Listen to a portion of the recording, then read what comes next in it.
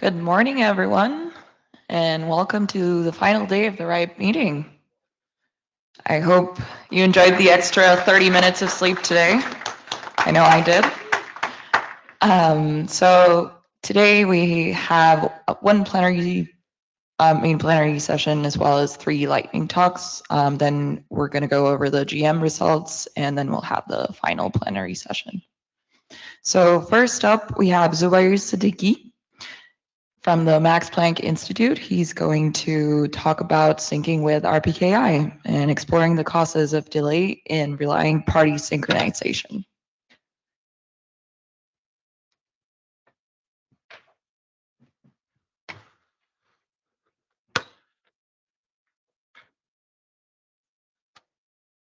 Good morning. Yeah, as Clara said, it's the last day. I'm Zubair Sediqi, a PhD student at Max-Planck, and last year we started a project together with our wonderful colleagues, Romain, Ambresh, Massimo, and Massimiliano. We try to identify what is taking time in the RPKI synchronization process and if there is any room for optimization. We started the project under Internet Society MANRS project, and then we continue to almost finish it by now. So today I'm going to present some of the results, and but let's begin with the very basics or a refresher for the morning. What is actually RPKI? So usually in the internet, an autonomous system, it could be ASX, X is just a random number, announce a prefix, but there could be some malicious attempt or some incidents. ASY might also announce the same prefix, which is not the actual owner of the prefix. And this causes an issue for the legitimate owner. And people thought, let's fix it. Let's set up a system that helps everyone to know who owns the prefix.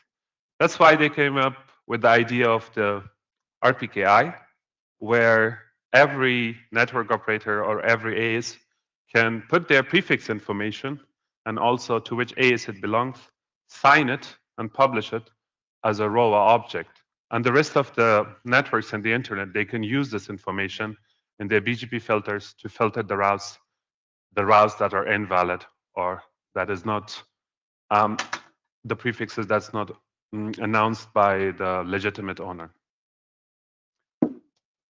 So today when we talk, we have passed half of the routing table.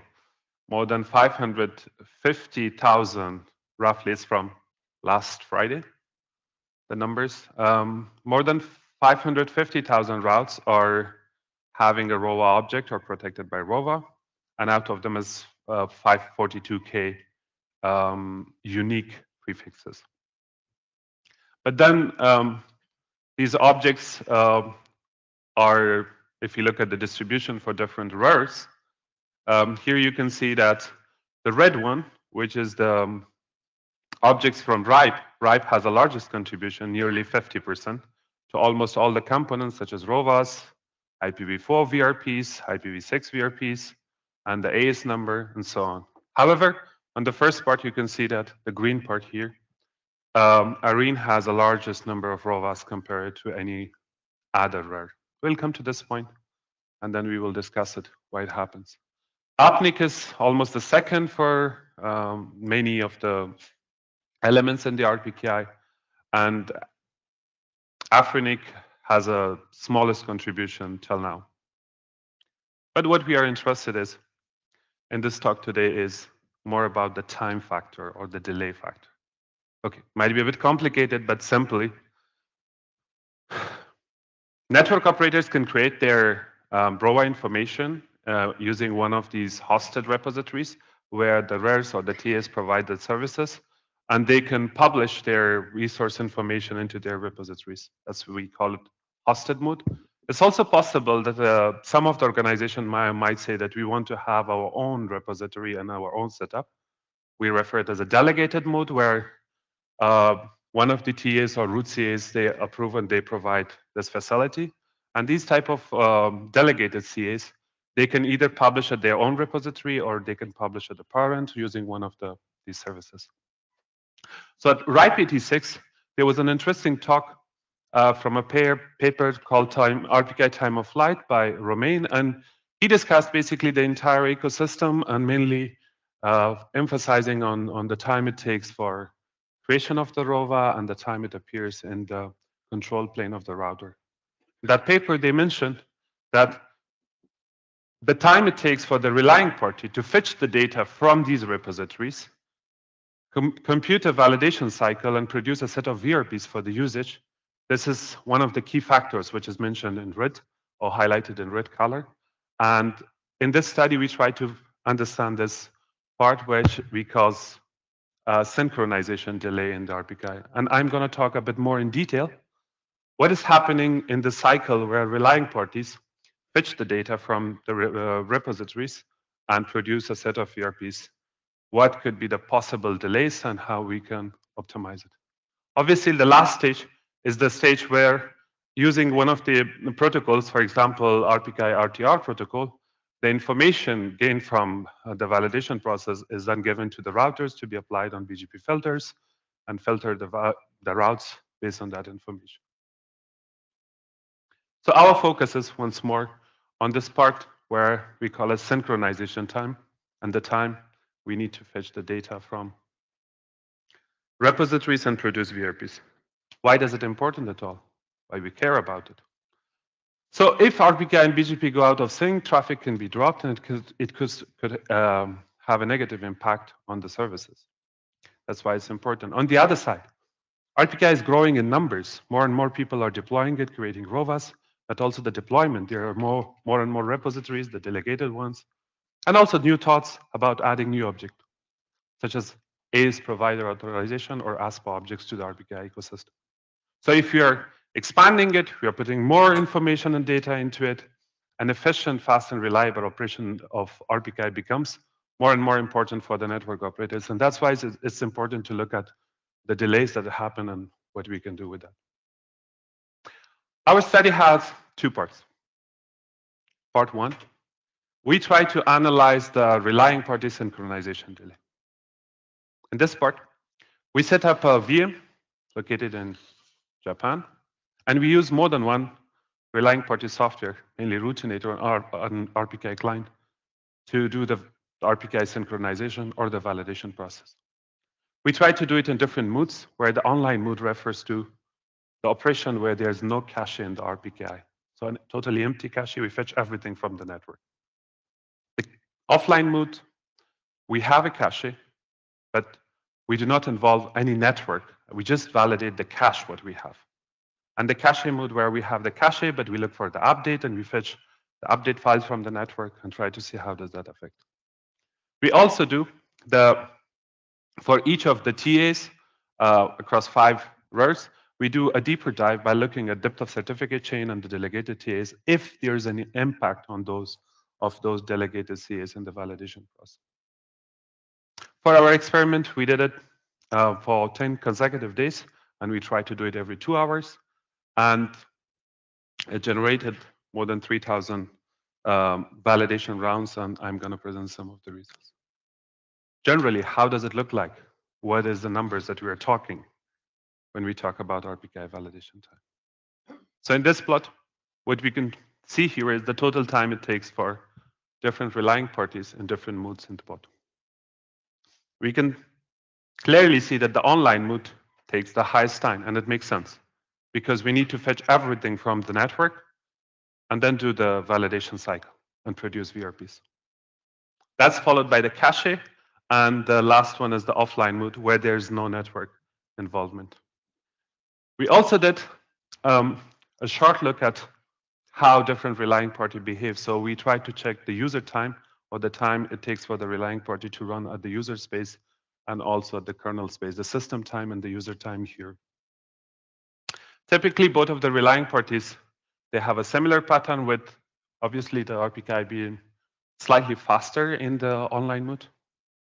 And what other interesting point in this plot is the different behavior of two softwares. So if I just point out to this offline mode, you can see that the routinator is actually taking very short amount of time, and the RPKI client is taking high amount of time.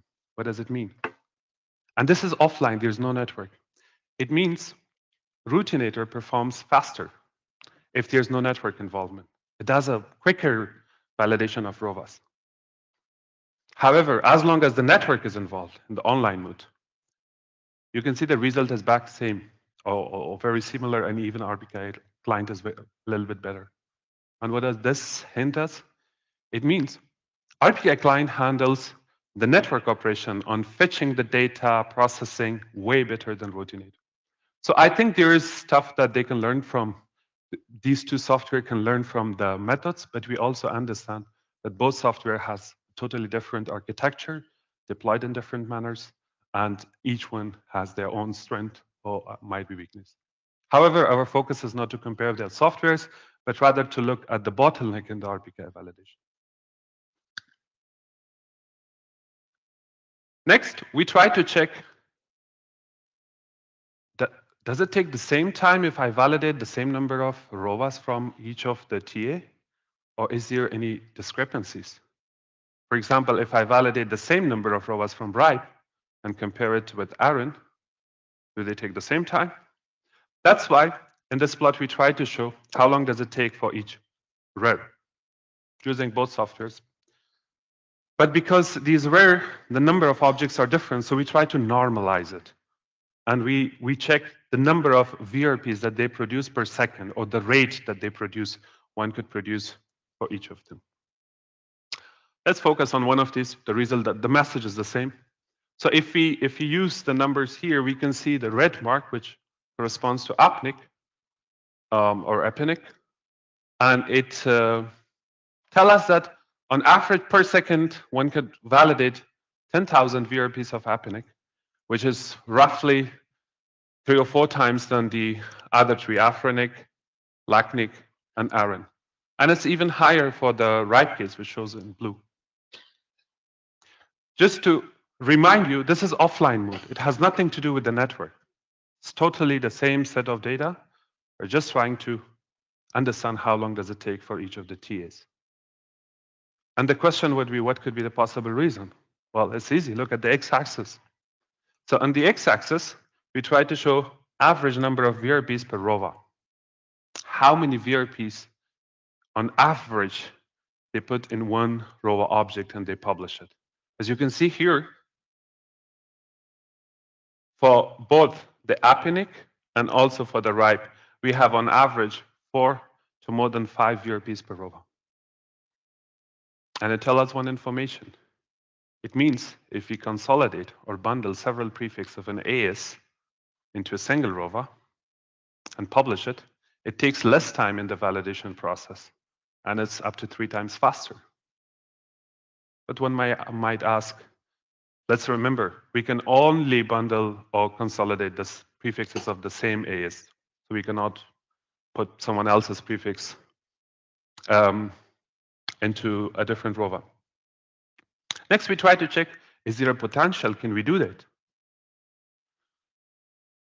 For that purpose, we try to examine what is the prefix per AS distribution in the current RPKI data. And as you can see in this plot, it tells us on the x-axis that for nearly 60% or 65% of the current data that we have in the RPKI repositories, they have more than one prefix. It means there is a potential, and we could bundle to improve the validation time for all of these prefixes and reduce the validation time, basically. Next, we take a deeper look at how much the depth of CA, or how much, if we go down to the delegated CA, how much does this certificate chain contribute to the validation cycle or add delay. Apart from this, maybe complex numbers, but it's very simple. We started with depth of 2, and then we try to go down and check at every depth for every TA, how long does it take in the online mode where we fetch it. We did the same in the offline mode, but the offline mode, the depth of certificate does not have any effect. However, for the online mode, if we focus, for example, for this particular area, you can see that the ARIN one, when we have the depth of 3, which is the ARIN itself, it takes nearly, okay, if you do a matching, it takes 100 or some plus or minus time in this range. But as long as we move to the depth of 4 and 5, it contributes even to 200 or even more. And we examined how many ROVAs we get from that depth, how many VRPs we get in that depth. It's 10%. And the message is very clear. So in ARIN, when you go deeper in the certificate chain and you examine the effect of the impact of the delegation, it seems that a small number of ROVAs create up to 50% extra time in the validation process. With this, I'm going to discuss the part 2 of the study. Now, one could say, but it depends on which network you are. So if your network is faster, you might have a better or faster RPKI validation. We try to measure the round trip time, or the RTT, from around the globe towards RPKI publication points or repositories. We use the term interchangeably. For this purpose, we use 700 RIPE Atlas anchors located in 91 countries. Now, why we select only anchors? We thought RPKI validation is done mostly by network operators, so it makes sense to use anchors, which is kind of well connected in these network infrastructure, and ignore the probes that's located at end user, because end user might not actually need to do the RPKI validation. Some network operators might handle the ICMP-based traces differently than the TCP-based, so we try to go with TCP-based trace route to do the delay measurement. And we conducted a trace route to all the publication point or the repository host names for RRDP on port 443 and for rsync on port 9981. We did the experiment using both IPv4 and IPv6 from 2 networks to see if you're using one or the other has any impact. And we also tried to run the experiment for 2 weeks, every 5 hours. And we select 5 hours carefully because it shifts every other iteration. And it provides information about every hour, and also days of the week covers different. Give us an idea of how the delay look like at different days of the week, because there might be network congestion on different times or different days of the week. In this plot, we try to explain how the delay looks like globally. I need a bit of water, so you can make a pause.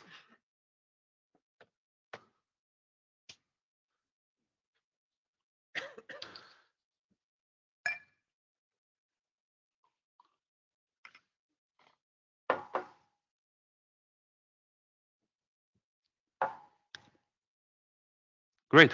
So let's look what the data tell us. We have 2 maps with the color schema where the different color shows the round trip time or the delay. The greener it is, the lower the RTT, and MS is for milliseconds. As you can see, the left plot is for the repositories with the for the rsync, and the right one is for repositories for RRDP. So looking at let's focus on one of these maps. You can see the regions in South Asia and also Australia, in Africa, Latin America. They are more reddish or dark red. It means it takes more time for them to contact or access the repository. So these regions suffer in accessing the RPKI content. If you compare both sides of the plots, one with each other, rsync with RRDP, generally you can see that RRDP repositories are more green, dark green, and the Europe and also the US and Europe region. It means on average or generally, the RRDP host names or repository host names are faster than the rsync, the way they are deployed and where people are fetching.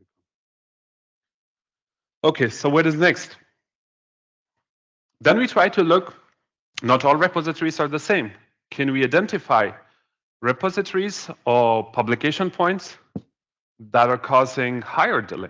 So for that, we examine basically the top 5 slowest publication points on the left plot, and we did it the green for the rsync and the blue one for the RRDP to understand which repositories are actually slow.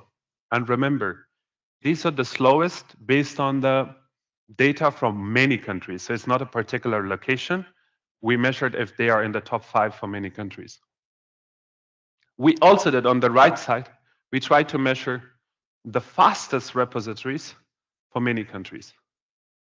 The number on top of each bar shows on how many countries the publication point was slow, and the y-axis shows the percentage out of total. The x-axis exactly lists the host name for that repository. It turns out that 4 delegated and 4 hosted, 2 from Afrinic, who are in the bottom, and also 1 from RIPE and LACNIC are among the slowest one. Examining the fastest one, we see that the RIPE repositories, they have different host names, are also hosted or among the fastest one, along with Epinic one. And there are also 5 delegated repositories that are slow. Now, one could simply say that, but yeah, it's in milliseconds, how much does it affect actually the RPKI validation?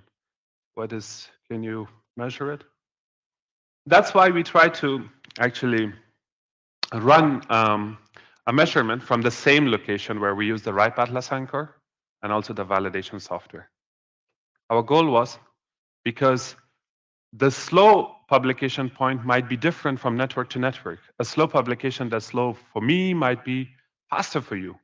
So we try to capture here the top 5 slowest one, the top 5 slowest repositories is shown in red. And we try to see on the x-axis, on average, how long does it take to download the snapshot or the repository data from these slow publication points. The green one indicates the time on the x-axis, how long does it take to fetch the data from the fastest publication points. And the blue one shows the rest of the data. You can see that red is more toward the x-axis, and it takes on average, let's say the highest peak is, and by the way, the y-axis is the number of validation that we did. So we measure how long does it take to download the data from slow repository and from fast repository. And you can see this is 15, almost if you pick nearly 12 or 13, and this one is 4. So slow repositories are taking almost 3 times higher delay in the RPKI, at least the fetching or the downloading process. But it might be that this is because these repositories have larger amount of content. No, that's not true. These repositories actually have 1/5 of the fast repository data. So their data is small, but they take even longer time in the validation process. And finally, we try to examine why the fastest repositories are actually fast. As a result, it appears that they're using CDN services. So all the top 5 fastest, they are hosted on CDN service providers. And then we examine and we try to quantify how fast they are in comparing to the other one. For this comparison, we try to use one of the RIPE repositories, which was among the top fastest one, with ARIN one.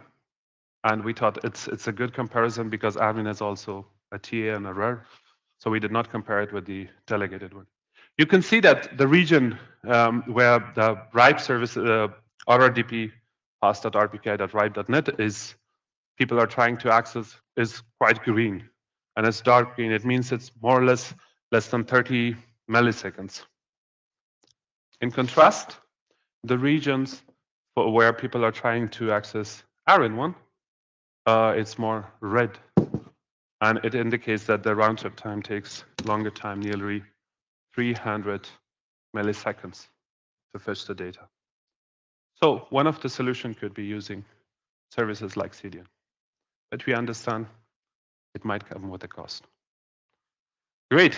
So with that, what we look at, what we understand from the presentation, if we try to summarize it quickly, we checked different rares and their data, and we understood that bundling several prefixes of an AES into a single ROVA might improve. Next, we checked the depth of CA chain, and we got that a few ROVAs hosted at the delegated repositories might impact the validation time by 50%. It was a particular case for Iran. And next, we took a look at the disparities. So not all regions have equitable or access to the RPKI content. And we think it's helpful to identify these areas where these repository maintainers can improve their services once they know in which region they are slow, so they can improve it there. We also identified the top 5 slowest and fastest repositories that is currently in the RPKI ecosystem.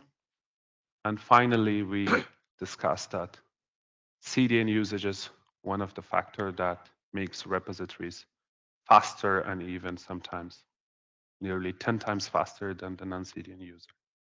With this, I'm done with the presentation. Thank you very much for your attention and happy to take your questions and comments. Thank you, Zubair. Are there any questions for Zubair? We have one, please. Just a comment. Tim Rijsels, RAPNCC. Regarding putting more VRPs on a ROA object, so combining them.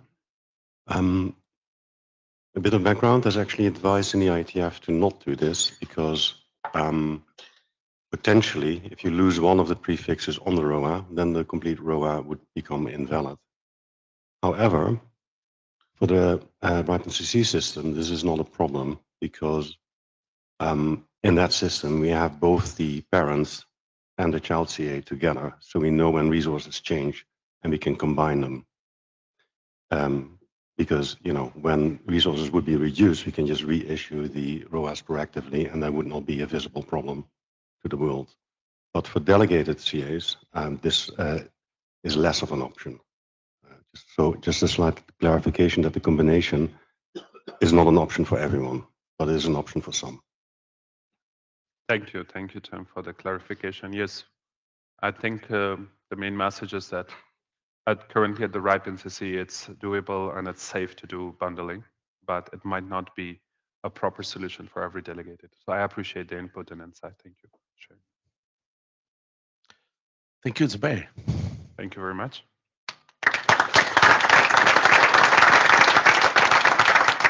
So not bad, because Friday morning people are the best. Besides, we survived also weather alerts. So next speaker is Andrei Robachevsky. We're going to dive into MANRS updates and some news, I guess. Thank you, Antonio. Hi, good morning, everyone. Well, it's not deep dive, it's a lightning talk, so it's a short update. And for those of you who know what MANRS is, I have to say MANRS remains the same, but there are substantial changes. And for those who do not know what MANRS is, just let me very quickly introduce this to you. So mutually agreed norms for routing security is an industry-led initiative, which is aimed at stimulating adoption of good practices in routing security and allowing people that adhere to those practices demonstrate their social responsibility and their adherence. The sort of four main facets of the effort are, well, the common baseline. So that's a reference line. And we have 4 programs for different types of network operators and 1 program for network equipment vendors. And each of them, they have a slightly different baseline, which underpins sort of that the fact that those types of network operators can contribute slightly differently to network security or routing security. Commitment, well, that's one of the very important things. You have to commit and you have to demonstrate your commitment in order to become a MANRS participant. And I heard from people, and even now, because it's almost 10 years old, that MANRS is just a self-declared web page. That's not true. We do validate applications and we look to the best of our abilities that whatever is claimed by MANRS participants is in fact implemented. And we also do it in transparent manner. For this, we create a tool that is called MANRS Observatory, where you can see how networks perform. I'll talk about this a little bit later. And it's community building. I mean, all those actions that were created by the community, each of the program was launched by the community and driven by the community. So this is a quick sort of timeline how MANRS grew and how new programs were introduced, starting with network operators in 2014. So yeah, that's 10 years university that we can celebrate in November. And finally, in 2021, we worked together with network equipment vendors, because of course you cannot implement best practices if your equipment doesn't support necessary controls. As I said, the programs are slightly different, but they are united, but sort of basically types of actions that are required from the operators. I have to mention that those are not best practices, and many networks that participate and even do not participate in MANRS, they implement more than what is required in MANRS. MANRS is sort of a common denominator, but the common denominator was selected on the basis that it can be too low, so it doesn't make any difference, and it can be too high, so that only a few can join and demonstrate. So that's sort of what MANRS is looking for. One of the most important probably is filtering, and that's sort of preventing incorrect routing announcements from propagating or originating in your network. But also very important things like coordination, which might be simple things, but that's how the internet operates. I mean, ability to reach out and coordinate with other networks, that's one of these essential features here. Well, I mentioned commitment and transparency, and for this, as I said, we create MANRS Observatory. That's what you see on the left side. Now, MANRS Observatory, when it did this, it's available to public, so you can go and you can play with it, but you cannot see the scores for individual networks, right? That was a design decision. So we didn't want to sort of create a name and shame page, but rather provide a tool for MANRS participants and other operators that are interested to look at their own performance, how it looks from the outside. But through years, we made effort together with network operators to improve on transparency. And before, MANRS participants table was just a table with check marks. And now we are publishing some of the scores. We're not publishing all the scores because we're also working on the quality of data, improving, reducing an amount of false positives. But you already can see how some networks, different networks, MANRS participants score on that table. That's to improve transparency. So yeah, I mentioned already several times, 10 years old. We have good uptake. We have more than 1,000 participants, which grows pretty steadily from 1 program to 4. Various training resources and other useful content was created on the way. And I think there is significant awareness of the effort also in the policy circles. MANRS is being referenced in policy documents in various countries, which is a good thing. And we are working on improving and adding new features to the MANRS Observatory. Now, this project was launched with the help of Internet Society 10 years ago. And after 10 years of providing support, a decision was made to establish partnership with another organization, which is called Global Cyber Alliance, and transfer the MANRS Secretariat function from Internet Society to GCA. That happened in January 2024. So right now, MANRS Secretariat is located and supported by Global Cyber Alliance. Now, who is the Global Cyber Alliance? It's a non-for-profit with a mission building a trustworthy internet for all. It was established in 2015. It has 3 offices, so it has sort of global footprint.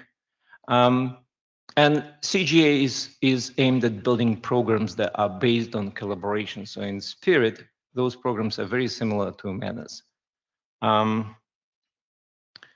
There are 2 big programs. One is aimed more at end users, building cyber capacity at the sort of end user. And when I say end user, it also includes enterprises, includes election systems, includes just user capacity to combat cyber crime.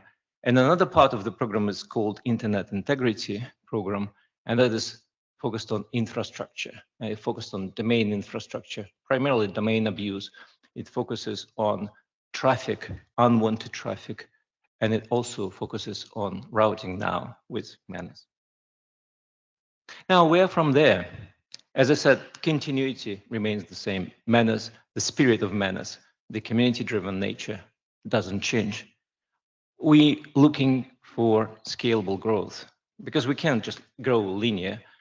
We need to engage with local communities. We're trying to engage with local communities so those communities can take this initiative and spread within the communities themselves.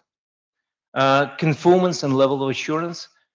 As I said, we check how well self-declared conformance is indeed works out in reality, but our measurement framework requires improvement because you can measure only so much from the outside. So working on that and improving data quality. We are working on increasing value proposition. Well, yesterday in Connect, I presented an initiative or sort of effort called MANRS Plus, and that is aimed that participants get more reward from participating in MANRS, and therefore we can expect more from them in terms of cooperation, maybe level of assurance, how we can measure their performance. Tracking, supporting regulatory work around the globe, that's very important. You know probably many governments, important governments, they're taking effort to regulate operators and routing in particular. So I think pointing them to those efforts that make difference is very important. And inside the Global Cyber Alliance, we're trying to there is synergy between the 3 sub-programs that are part of this internet integrity. We're trying to do the same approach that we did in MANRS to address some problems and challenges in domain space and traffic. Right, so setting next decade, we are very eager to hear from you what you think about MANRS and your ideas. This is a very short survey. If you are interested, please, very much appreciate if you can share your thoughts. And with this, I think I'm done. Thank you. Thank you, Andrei. I believe we have 1 minute for questions. Anything online? Okay. Yeah. Thank you very much. My name is Yuri Zholnirovich, and I'm representing researchers, basically. And I recently heard about the MANRS and had a chance to get access to through the API. And what I find out, I don't know if you can comment on this, that it's not very easy to download historical data using the API. So you need to crawl for every month for every ISN if you want to get all the scores. And this is not very convenient. Is it possible to improve somehow this thing? Well, thank you for this feedback. What I would ask you kindly is if you can write us at contact@manrs.org so we can discuss, sort of understand the problem better, and we can maybe see what improvements we can bring. Okay, thank you very much. Thanks. Blake with Zayo, thank you very much for this. Just a quick one. It would be super helpful if there was a little bit more coordination between the various sort of independent organizations that are measuring RPKI compliance, because they don't all say the same thing. And the message is kind of wildly different, actually. And I mean, of course, they use different methodologies and whatnot, but theoretically, they're kind of looking at the same data, which is mostly RIPE RIS and the 6447 stuff.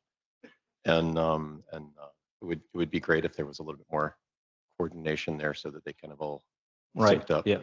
Thank you. We're using RIPE data, and if you go to MANRS and look at measurement framework, it shows what kind of data sources we use. We don't generate our own. We don't have a sort of our own measurement infrastructure. But yeah, I take your point. Thank you. Well, thank you. Thank you, Andrei. All right, and next up is Maria. She has a fun lightning talk on simulating networks in your laptop. Well, hello, I'm Maria. Good morning, everybody. A bit of context for this. There were some talks here and some previous sessions and even elsewhere, where people were presenting about simulating networks, and they always need a big cloud platform or something like that. Or you need to spin up a container for every single node. And I'm asking why? Because I'm developing routing software. I'm from CZ.NIC. I'm Maria, if you don't remember. I'm developing BERT. So I need to run repeatable tests. I need to automate all the tests to make it possible to run it once again and again and again when I fix the bug. I need to make it fast, because if it's not fast, I spend 2 minutes fixing a bug and 15 minutes testing. I want to flip this ratio to the other side. I want to spend several minutes fixing the bug, and then the test shows almost immediately whether I am okay or not. And I need it to be portable, at least physically. Which means when I sit in a train this afternoon, I want to run my tests and continue coding, even if there is no Wi-Fi. And there was no Wi-Fi on the whole Polish part of my journey to here on Sunday. So I'm expecting that my laptop will have to run this at least for several hours. Yeah. So what we need for testing routing software is we have to create different network contexts. We have to keep different TCP IP stacks, and we need to connect those with different kinds of links, and we have to run some software in context of those networks, of those TCP stacks, TCP IP stacks. And we want to have it easily accessible, which is, by the way, one of kind of problems with the containers, because they are too much isolated. I want to see inside the nodes. This is all what I need. And what is useless for me is the full-blown emulation. I don't need a kernel for every single node I am checking OSPF on. I don't need even a distribution image. I don't need a full-blown Debian. I don't need even an Alpine. I don't need a systemd. I don't need anything. I just need my laptop. Also, there is some legacy. We needed this. We needed this 10 years ago. There was no Kubernetes. There was no cloud. These were quite crazy times. when I was testing this in my first days in CZ.NIC, we were experimenting with Open vSwitch and accidentally stumbled upon some problems with sending MPLS packets inside Open vSwitch. Then I went to a party with my friends. One of them was a kernel developer, and I didn't know that this was a 0-day. So I just mentioned it, and he was like, "What have you just said? It's embargoed. You should not speak about things that is under embargo." I was like, "What? I have just found a bug which is under embargo? I didn't know." Nice. So we created something which we call NetLab. There are several more NetLabs. Sorry, this is just a term from 2014.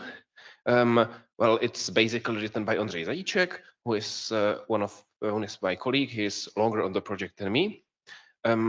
It uses Linux kernel namespaces, and we minimized startup times in such a way that I can spin up a test in several seconds and tear it down in several seconds. It doesn't have much overhead. I can just run the nodes, and it just eats the memory which is needed for the bird which I am running in. I actually run this in my laptop. There are some downsides. It's our internal project. It's still nothing to be actually well published.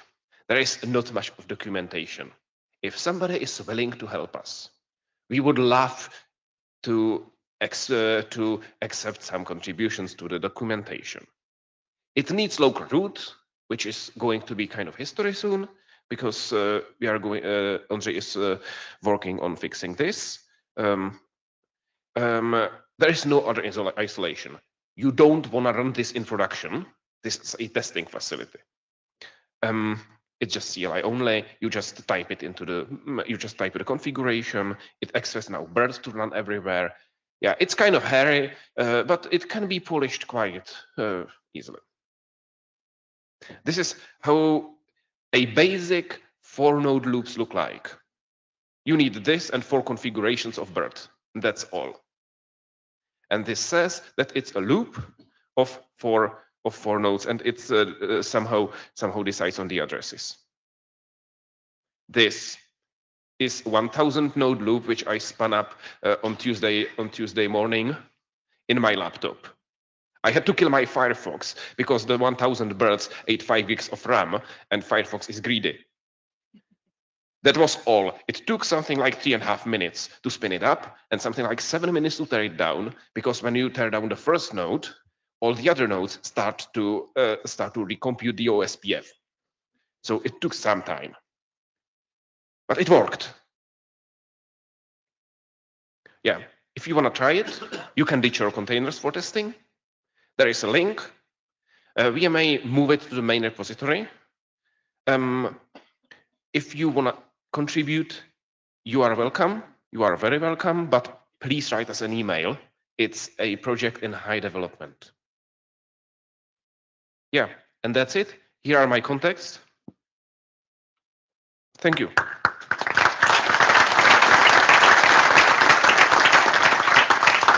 Thank you, Maria. It was fast indeed.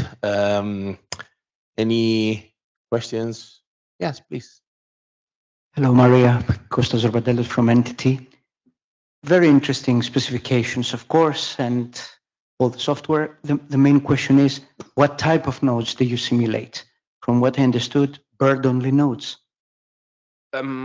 We are simulating the routing itself. So the types of nodes are just something which runs OSPF, something which runs BGP, something which runs RIP, something which runs Babel. We are expecting that we are only testing the routing itself, nothing more. Yes, but can you check against the routing implementation of the vendors? That's the question. It's possible to. It's theoretically possible to connect some external boxes to this suite, and then you just have an external box and some nodes in this. It should work. Thank you. It's in the roadmap. Thank you. Thank you. Clara? Yes, we have an online question from Nico Bratz and Tony from Funkbauer Graz.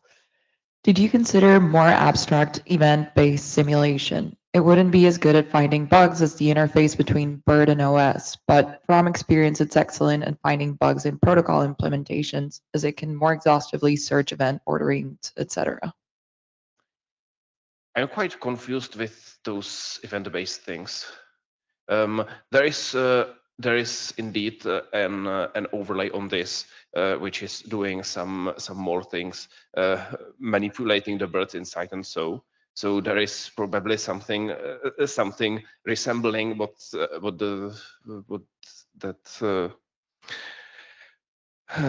is in the question, but it's not in the format of this talk. Thank you. Last question, please. Blake with ZAO Europe. Thanks a lot for this. Several of my vendors, like the top of mind stuff in their marketing these days is what they call a network digital twin, which is basically what this is, right? But if you want to, promote this a little more and make it current buzzword compliant, right, and get some more traction for it, that's what the cool kids are calling it these days. But it's super helpful, and I've been messing with this kind of stuff for a really long time. So, thank you. Thank you. Thank you, Maria. It looks like we are done. Yeah. Thank you. Thank you. Okay, now it's the turn of one of most experienced colleagues around here. Jeff, about the DNS root server system. Thank you, Jeff. Hello, good morning. My name's Jeff Osborn. I'm with ISC, you know us from Bind and the operators of the FRoot. I'm also the chair of the Root Server System Advisory Committee at ICANN. So ISC, like RIPE, is an operator of a root server. You've got the K-root, we've got the F-root. And one of the issues that we've found is really pretty widespread. The engineering free reign we've had for the last few decades of how to run the internet is sort of ending, and the legislators and regulators and government controllers are becoming more and more important. So something we're finding is the laws are being put in place, and what we need to do is figure out how to talk to the lawmakers before bad laws get made. So in order for somebody to understand what they need to do and how to legislate around the DNS and the root server system, they've got to understand what is DNS, what is the root server system. We sat around and talked about this and realized most of us who have been in this industry for a very long time, and I've been involved in the commercial internet since 1983, my mom doesn't know what I do for a living, never has. My wife has no idea what I do for a living. And I have a lot of smart friends with master's degrees and doctorates who are brilliant in their fields, have no idea what I do for a living. So we realized we were going to be talking to very intelligent, very well-educated people about something they know nothing about, and having to explain it in the short time frames that they'll give you in a way that's both meaningful and actionable, and this is hard. So I've got a lightning talk time frame, so rather than give you the full presentation that we're providing, I wanted to have a meta presentation. So I'm trying to establish here in about 5 slides, this is the problem set. This is what we think we're trying to do. And if you're interested, and as a RIPE community member, you want to help out, the last 21 slides in the deck are, this is the thing we're actually giving to them. So I'm telling you the prep part of, this is our problem. And then if you're interested, you can go from slides 7 to 28 and see, aha, this is how they're going to present it, if that makes sense. So again, the problem set is most policymakers don't understand the root server system, and some of them are going to have to understand it, not just theoretically, but operationally. The usual way you explain DNS makes sense from an engineering point of view, but translates poorly, unfortunately, into politics. So if you think about it, you've seen first you ask the root, and then you ask the TLD, and then finally you get to the domain name. Well, that makes sense logically, but it's not really operationally the way things work. Nobody ever walks into a cold, dead internet and starts it up from scratch. You know, there are caches and everything that already work. This makes it look as if that root server is the beginning step and is vitally important to every action that happens and introduces all kinds of latency. And, you know, we're given the idea of there's 86 million milliseconds in a day. Latency is not really an issue. Everybody's going to know this stuff when it's warm. It also understates the operational significance of the public resolvers, the quad 1, quad 8, quad 9, all those things.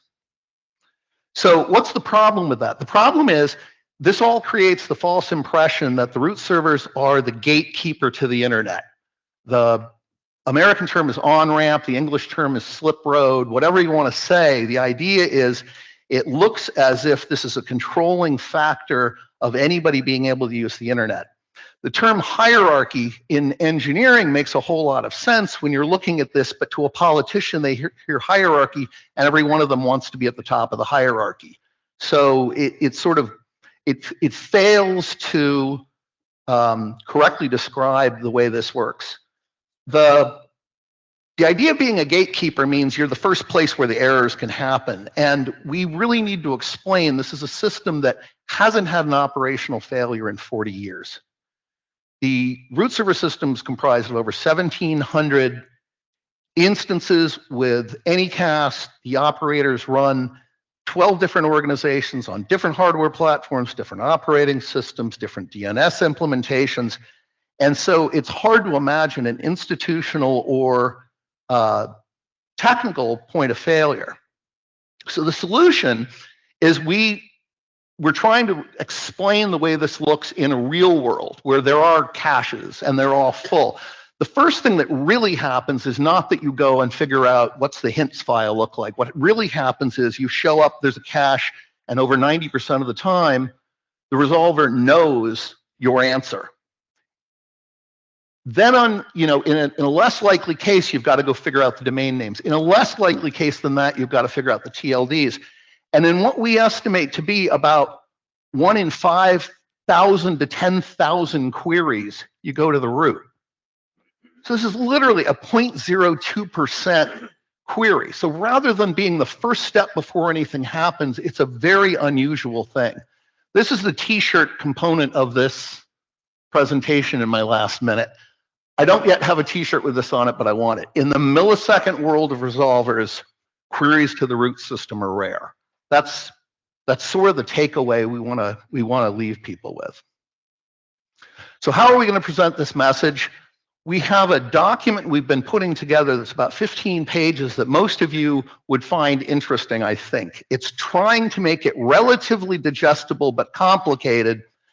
And then the deliverable 2 is what I'm trying to do to take that and make it into an introductory level thing. This is something you could show a family member who wasn't technical and they would get a grasp of what you do for a living. Finally, your spouse or partner or parent might know something.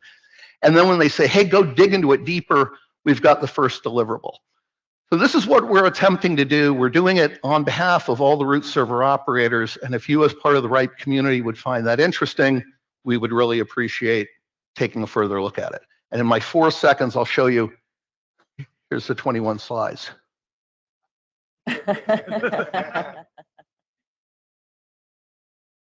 Summary. Thank you very much.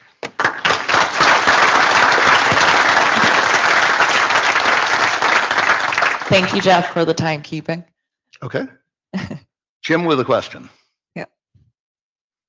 Thanks. Jim Reed, I'm speaking as an individual, of course. Jeff, it's good that you're presenting this kind of stuff here, but I've got a couple of points I would like to make. You mentioned earlier on before about the fact that the policymakers don't really know how the DNS works and how the root server system works. But I think it also goes the other direction, that the people involved in the root server system really don't understand the policymakers' concerns, and we have to somehow bridge that gap And I think that's something we both recognise needs to be done. So both these groups are kind of eyeing each other warily, saying as well, we know there's some gap between us, but we haven't quite figured out how to deal with it. And I think it's important we get on top of that. So you have situations from the policymaker sides where we've got things like the NIS2 directive coming from the European Commission, because the policy people and the politicians think we need to have some kind of notional control over this thing, and at the moment we don't have it. So let's legislate and put some kind of legislative club in place so we can beat these people about the head if things ever break. And the other point I just want to make is just answering to say that we've had the root server system for 40 years that's never failed, I think isn't a reasonable enough answer to some of the questions the policymakers make. You can say, yes, well, that's true, it hasn't ever broken. But from a policy point of view, people are going to think, well, what if it does? Then what? Well put. Couldn't agree more. I think I'm cutting into coffee break, but for that first half of what you had, I'm going to tag you in a conference coming and say, and Jim can explain better than I can how the other half of this works. Thank you. Thanks. Thank you. Thank you, Jeff. All right. Neil, I think you can ask your question maybe during the coffee break. No, this is for Okay. everybody's ears. Okay. And it's important that it's in a plenary. It's very important, the point that Jim has made. And it's just one aspect, because it's more than the DNS, of the complementarity between different professions, which now have to cooperate together in how the internet works. The legislators, the regulators, and the engineers who've been doing so well for so long. And it's psychologically, it's a huge challenge. Organizationally, it's a huge challenge. And Jim is one of the better people to explain it. Again, I couldn't have said it better. Thank you, Jeff. All right. We're going into the break. Andrei, chairman of the board, will also announce the GM results.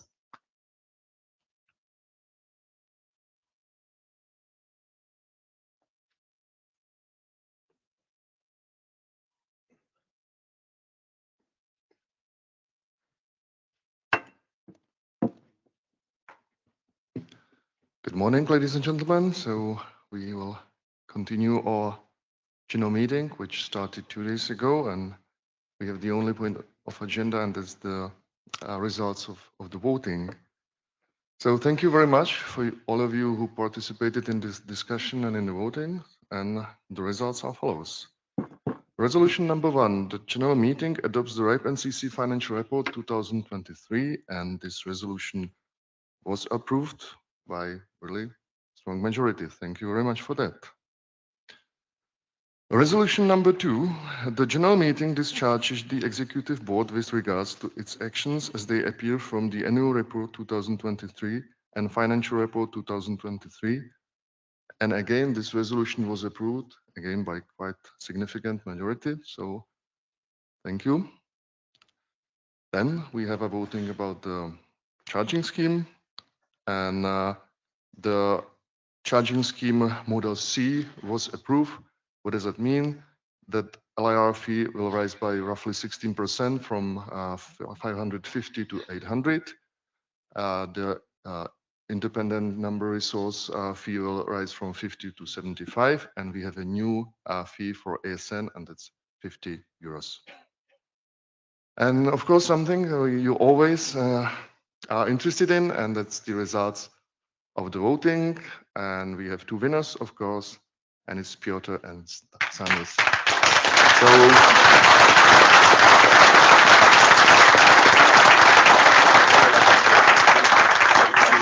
So congratulations, both gentlemen, for their effort. And also I have to acknowledge and thanks all the candidates.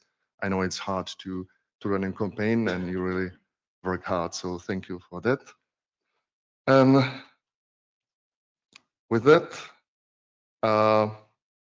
if you want to see the details of the voting, of course, you know, we have a fully transparent report, so you can see all the numbers that we can publish while keeping privacy of the members. So it's on the URL you can see on the screen, so you can check how the voting look like, and especially instant runoff during the election of the candidates.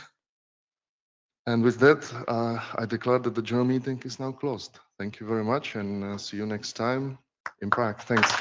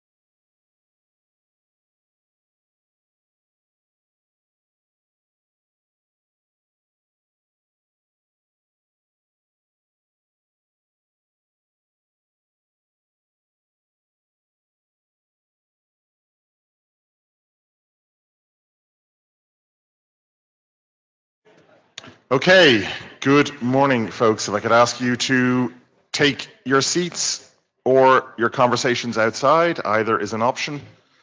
You can also sit outside, but you can't have a conversation in here. So I'm Brian, and along with Max, we'll be chairing this closing session of the plenary. Folks, can I ask you to take your seats, please? Thank you very much. So just before we begin the main content of the closing plenary session, I just want to announce the results of the PC elections, and thank you to everyone who volunteered and indeed everybody who voted. We have 2 seats as always, and the 2 people who were elected is Max-Planck and Kevin Maynall. So congratulations to both of them. And I would like you all to put your hands together as well, please, for Wolfgang Tremmel, who has done an amazing 4 years on the PC and a huge amount of work. So Kevin has big shoes to fill there.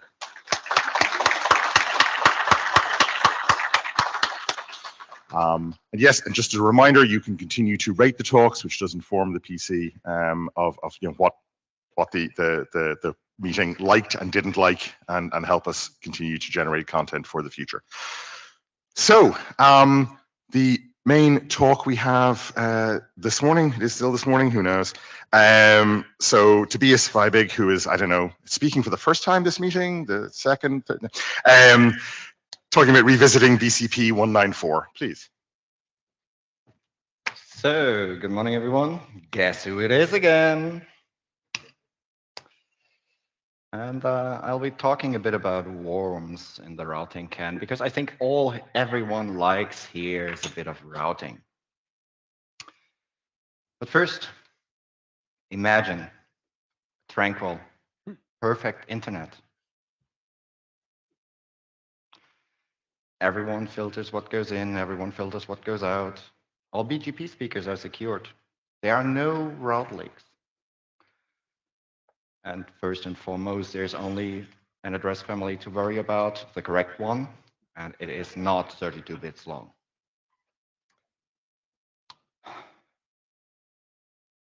I would enjoy that.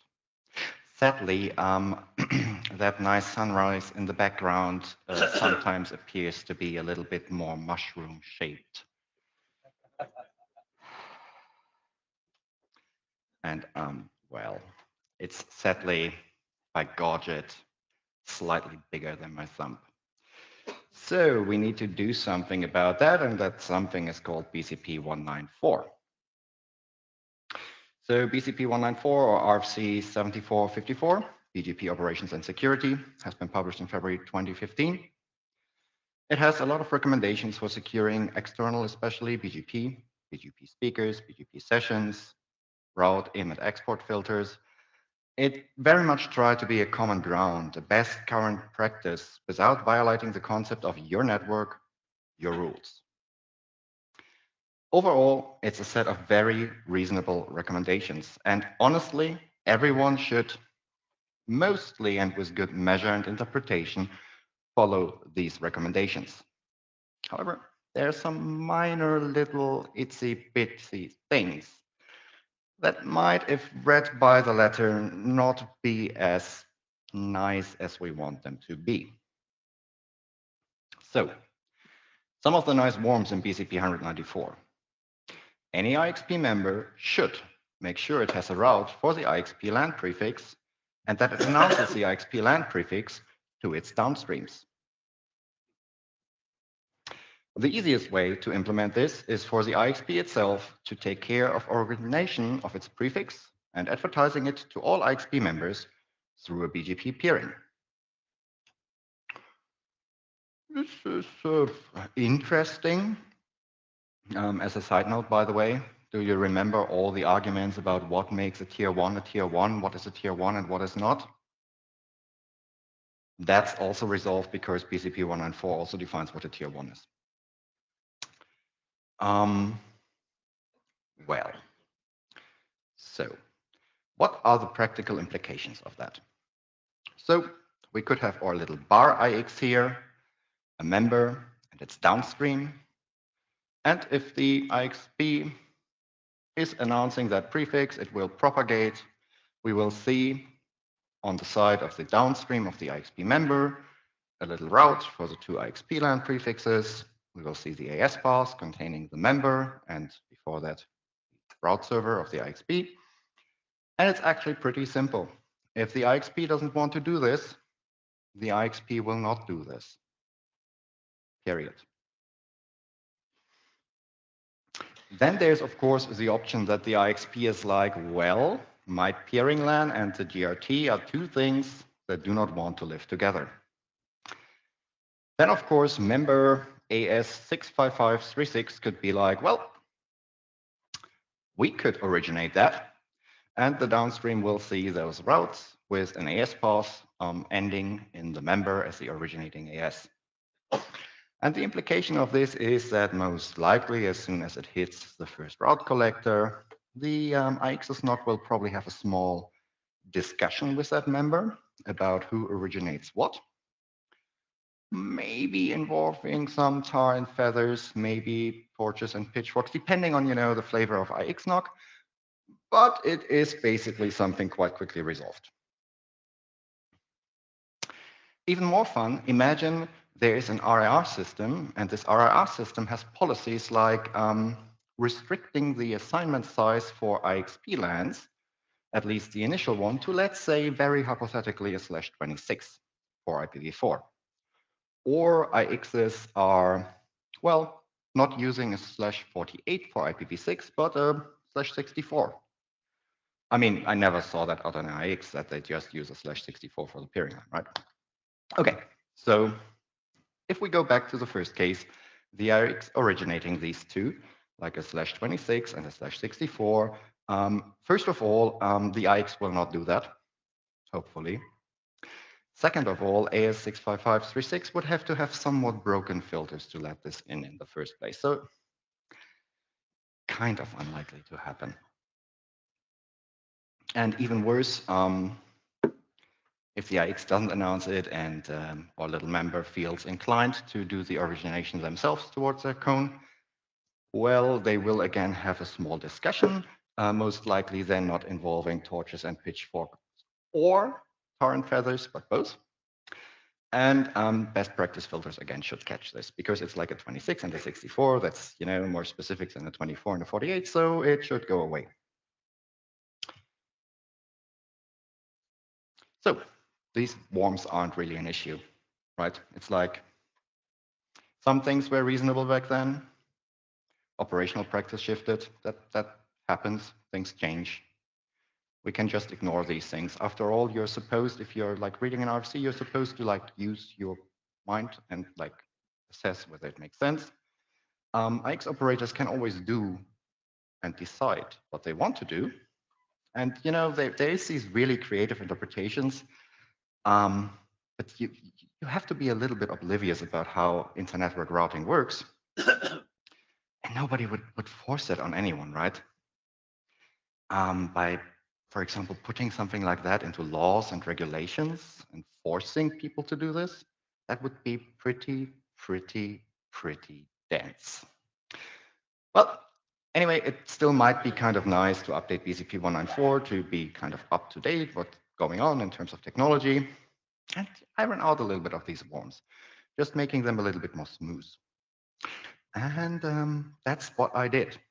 So draft IETF Grow BGP OPSEC update -01 collects a compendium of everything that is there, like aligns terminology across all current drafts, because BCP 194 also used peer in various places, meaning a peering relationship, a peering session, and well, not really distinguishing between whether it's about a BGP session and a peering relationship in the traditional sense. Just cleaning that up a bit and describe an ideal world, a best practice, doing everything right. And given that this community has been very vocal about it, yes, that version of the draft also included honoring GSHAT and not setting a higher local pref on IXPs. That was likely the most requested feature in all of this. It turned out to be a small 55-page draft. And the brief answer to the question of what is in there was broadly yes. I added a small visualization of what I created in the lower right. Generally, this was really well received. An anonymous IETF attendee commented, I read it last night, and I didn't hate it as much as I thought I would, which I think for IETF that's pretty close to a compliment.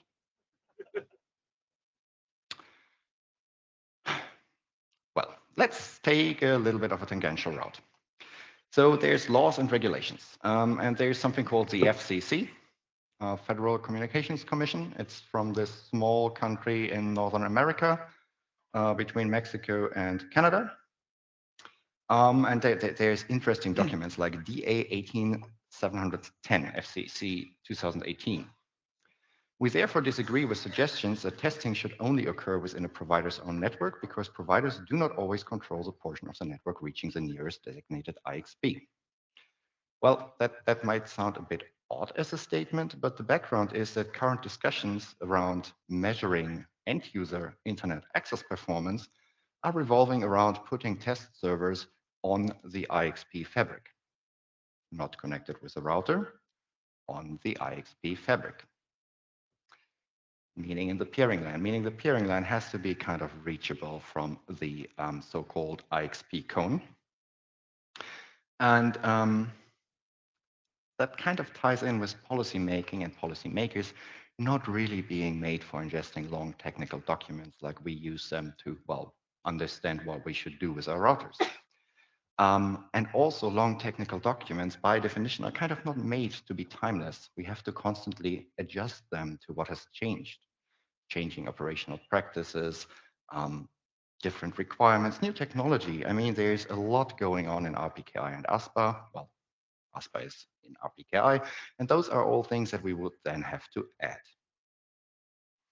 So I came here to drink milk and to regulate the internet, and I am indeed all out of milk. So at the moment, the FCC is looking in regulating BGP security. The FCC seems to have taken a rather informed approach this time around, which is nice. So talking to people who actually know what they're doing. There's one little tiny problem though. If the cool kids, here being the FCC, have a fancy new toy regulation, European regulators usually want to have one too. Here's the interesting question. Do you necessarily trust European regulators to always make technically well-informed decisions?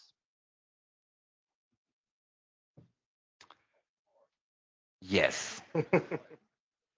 I would like to have some of your breakfast. Anyway, something else that is kind of important in terms of regulation is who is being regulated. National security is a very big thing to regulate, right? Digital sovereignty. Well, things like computer security, critical infrastructure, communication services. Sound familiar? ISPs and IXPs are basically all of the above. And policymakers do need guidelines to refer to because they are making policies. Well, we also make policies, but it's different kinds of policies. So when is an entity that they are trying to regulate, when are they doing enough, right? When are they living up to the standards they're trying to set? What is the minimum you can expect from one of those entities you're regulating? And usually it's like a, you know, could you at least please follow best practices? And I mean, I have seen customers who had like router configurations where I was like, where's the rest? There's just a network statement, an ASN statement, and that's about it. So what do we need? We need a BCP 194 that looks a little bit more like this little car there. Should be short enough for policymakers to read and actually find actionable. It should be in some way, shape, or form, even if it's just by the form of, well, something fell on your feet and you broke it, testable. So you can say in a regulation, like, if this thing happens, then you didn't follow those best practices, right? Then you can test and assert. And it should be somewhat timeless. and that means also being a little bit technology agnostic. So it does not start falling on our feet without needing constant maintenance. Because if there's one thing you can be sure about with IT people, is that constant maintenance of something that should just work usually only happens when it fell on your feet. So that's what we're currently working on. And Nick Hilliard, who's somewhere in this room, there, actually helped a lot in making that revision. Is a -02 version of this document, which is brief. So the previous version had 55 pages, this one has 4. It's basically a make sure no funny packets get to your BGP speakers, make sure nobody meddles with your BGP sessions, do not import anything you shouldn't, do not export anything you shouldn't, and do not meddle with things not meant for you, like transitive attributes not related to you. No specific technology or techniques being mentioned, no extensive terminology definitions, because we are all focused on being very, very simple. And due to being so broad and so focused on like, well, don't do anything stupid, it can be very authoritative in its language. It's very high level guidelines where it's hard to disagree with them. Which also means that there's roughly 51 pages of things that got cut, right? There's all this extensive technical description terminology that was basically left over from -01. The plan there is that we first create an informational available things and methods draft, which is just a list of things you can do to have a more, well, properly run network. If we make that an informational draft and not a best current practice, it's a lot easier to update. You don't need as strong a consensus for, well, this is the stuff that's around, than you need for this is what everyone has to do.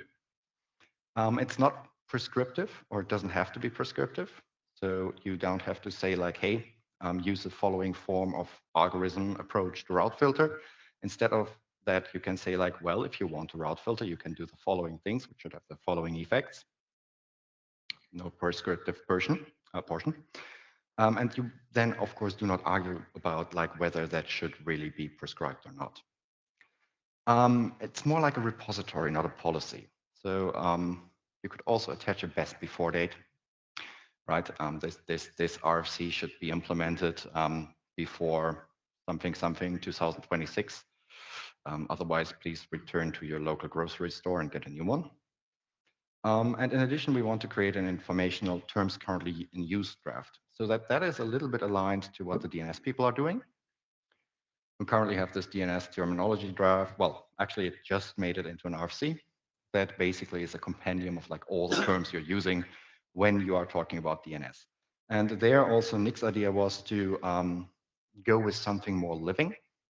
So just being descriptive of what the community is using, instead of being prescriptive of what the community should use. Again, under acknowledging that this will need constant updates anyway, and that our language will shift and change depending on the BGP application. And in all of this, I haven't even talked about data center BGP. So what should you now take away? Well, first of all, and that's not on the slide, you should implement sufficient route filtering. If you can, and if your vendor supports it, you should use BGP roles. You should have RPKI in place, like for your routes, but also should validate what's coming in. You should have IR-based filters, all the good stuff. However, you should also provide feedback to the ongoing draft. And you should talk to policymakers when you get the chance, because even though they sometimes do not look like that, they usually do appreciate help that helps them contextualize technical documents and understand what's actually going on. So the Connect working group is just right there. I do have to confess, I wasn't in the Connect working group because I think it collided with address policy. But we need more of us in Connect.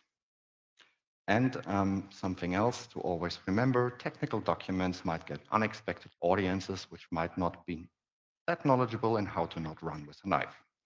And with that, I can assure all of you that this was the very last time for this event that you had to see a talk from me.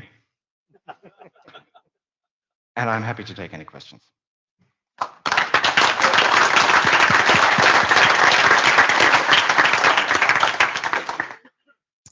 I don't see anyone going to the mic. Oh, Rüdiger.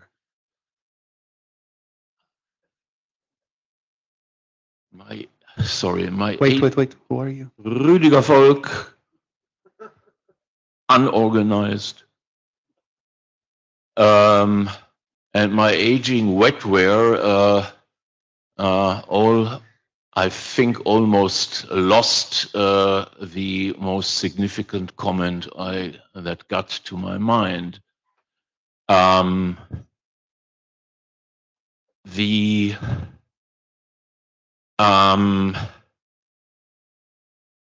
The interesting thing here is, yes, I understand the issue of that we have to take care of audiences that did not show up around here, and but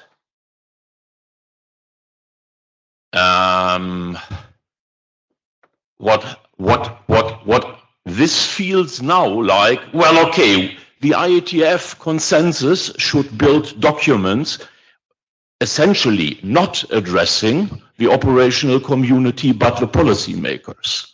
And that's probably an interesting discussion for IAB and IESG and so on. And that would need to be understood. And I'm not sure how the consensus will work on that. So replying to that, I think we can make documents that do not fall on our feet, which is the core point here. So it is not about making a document that is catering towards policymakers.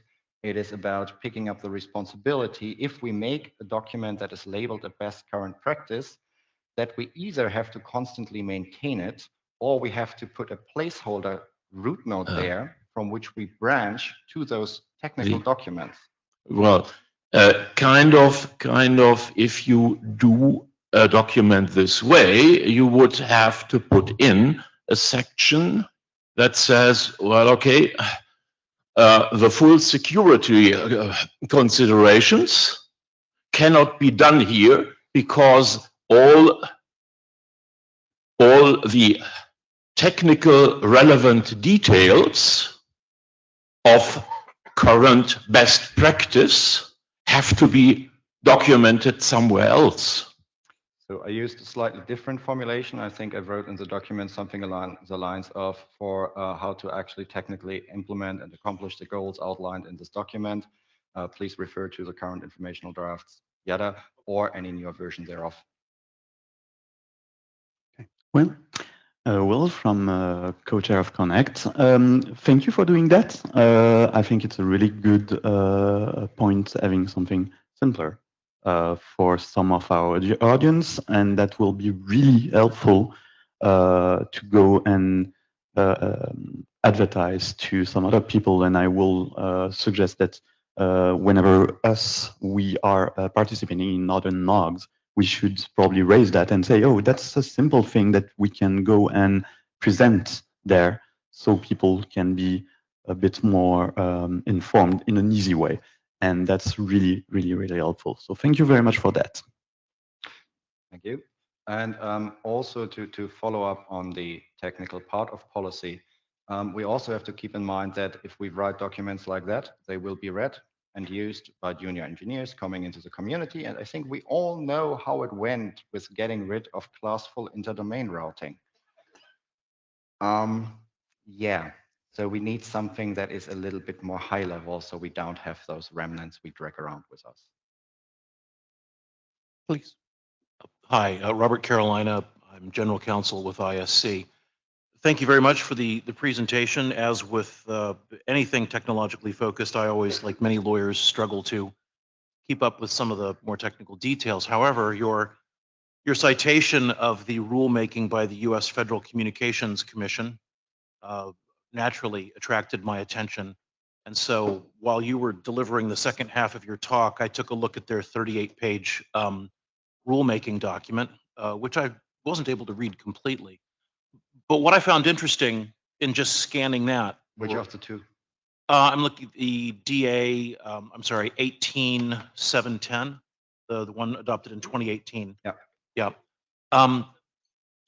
What I found, part of what I found interesting about that is that in that circumstance, the FCC was adopting a rule defining testing parameters specifically in the context of evaluating network operators who were claiming the benefit of public funds, you know, universal service funds. So they were adopting a rule specifically so that they could measure success of people who were claiming the benefit of public resources, not more generally than that.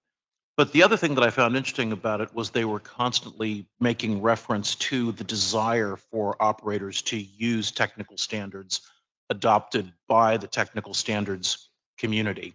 So there seemed to be a theme running throughout that document, encouraging the adoption of further technical standards and encouraging operators to follow those. So I think in that case, I think you're seeing a regulator asking for more engagement and asking for more standards. Yes, and they will work with what they have. So we need to give them something useful.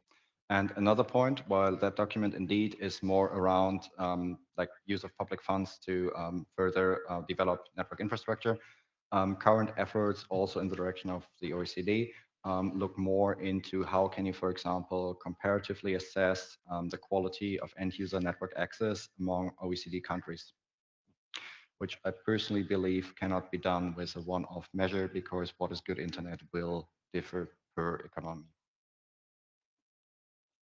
Okay, we have run out of time.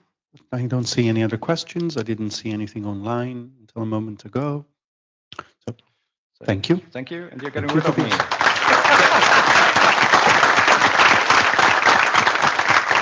So we will have a report from the Code of Conduct team. Sebastian. Hello and welcome to the RIPE Code of Conduct report for the RIPE 88. Yeah, my name is Sebastian Becker. I would like to give an update from the last RIPE meeting. At the last RIPE meeting, we had two open cases. For both cases, we basically took the following actions. We formed, as in our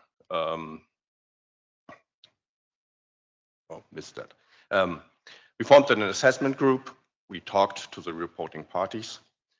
Team members were recused if there is a conflict of interest. And we discussed the report with the reporting parties, and we took further actions where necessary. We cannot be really more specific about that, also about the details, because you see, we do not receive a lot of these reports. Revealing some more intel basically means we might revealing the information about either the reporting party or the reported party. And as these reports are confidential, this should not happen. After the RIPE 87, we received two new reports. One of them is ongoing. The other one is passed to the responsible party of that to follow up. We also published a RIPE Labs article.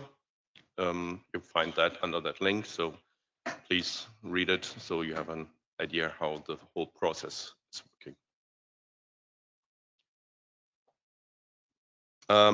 With a last-minute update, we received 3 reports in this meeting. 2 reports came in via email and 1 in person. Also here, we formed the assessments groups for that. Team members were recused when a conflict of interest occurred, and we are in contact with the reporting party. One incident of that did not involve a RIPE Code of Conduct violation. The 2 other incidents are being currently assessed. how to report. So if there's something you want to report, you have the options to contact the whole team by a form that is published or that is available on the RIPE website. The link is in that document.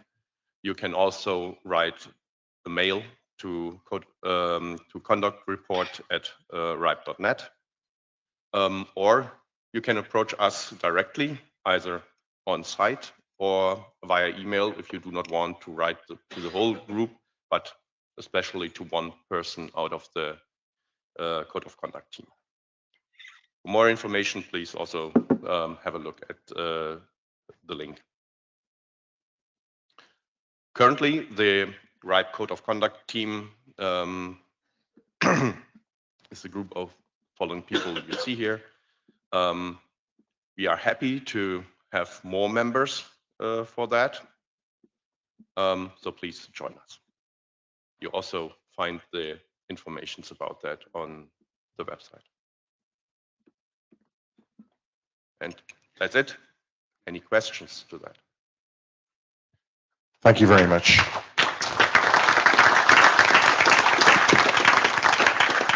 And we have a question.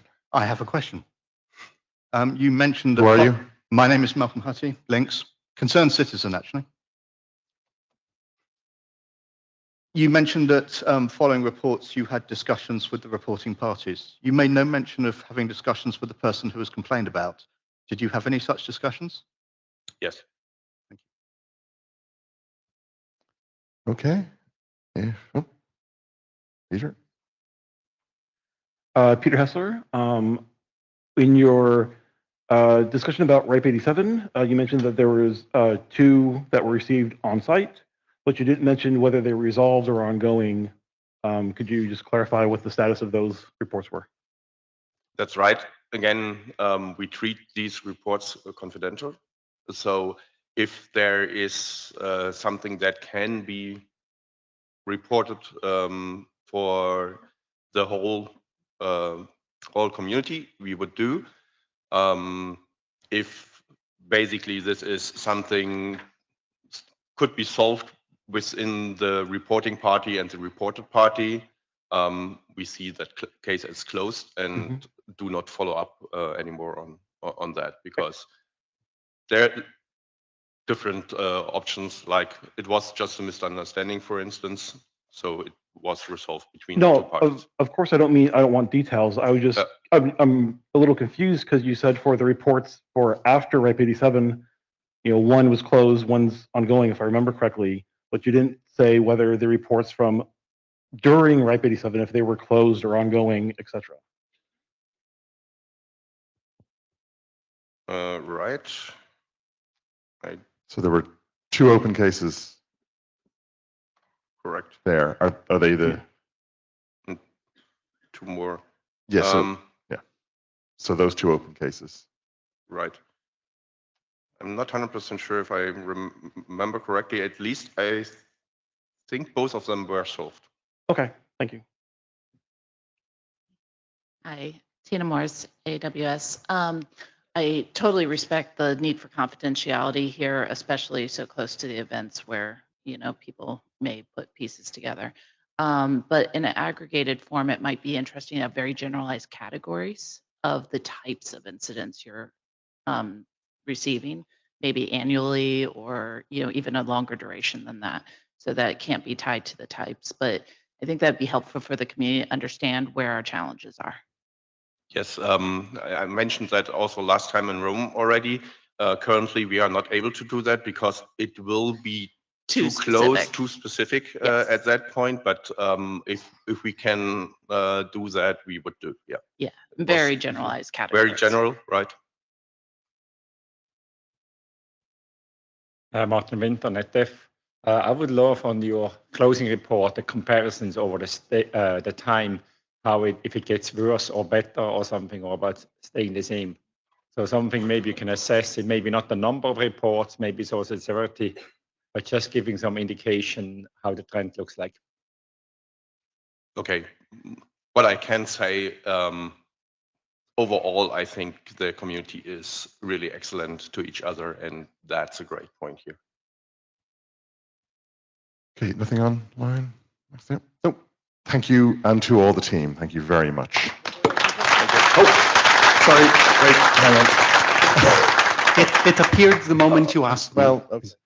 So from Nico Braut Santoni is from Funkfeuer Graz. Is there a way to ask the Code of Conduct team to mediate something without making a formal report? Yes. You can contact us, and we can try our best, basically. Okay, thanks. Cool, thank you. And now the other report you've all been waiting for. So Andrei, to give the report from the tech team from the meeting. Thank you. Hello, everyone. Thank you for being with us all the way to the end of the RIPE meeting. This is the technical report from the RIPE meeting. Tech team, RIPE meeting. Tech team are these 8 gentlemen. So from the right, it's Marco Fantol, Ihor, Sjoerd Osdijk, who is actually the technical team coordinator for this meeting, Rob de Meester, Xavier Lebris, Luca Gentile, Andrea Di Mena, and myself, Ondřej Zaletka, who is just presenting it, but I'm not chairing it. In general, we prepare this meeting 3 days in advance. So most of us arrived on Friday, and we bring a lot of stuff. We actually fill one big car with flight cases. We bring 2 Supermicro servers that are running all the network equipment.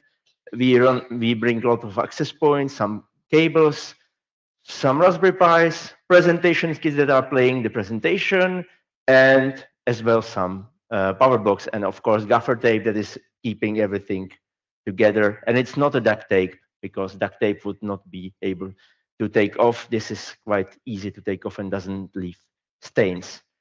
First, let's talk about power. That's a topic that appears regularly, and in this meeting it was quite interesting.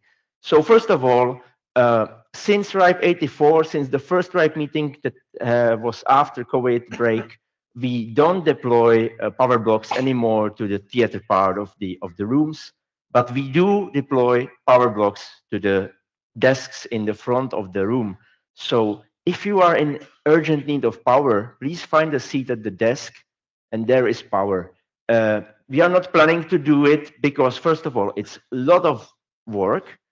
Also, having power blocks on the floor means that they might get spilled something into, which might trip circuit breaker. And in general, we generally have problems with power reliability in the venues. So let's not make the problem worse. Also, the batteries are getting better, and the CPUs are getting less hungry. So maybe update your hardware to something that will last for a day, and you are done. Speaking of power, this hotel is apparently known for its power outages, because we sent our router 1 month in advance to check that the peering works and the internet works very well, because we bring our own autonomous system and our own set of addresses. And during that 4 weeks, it actually went down twice.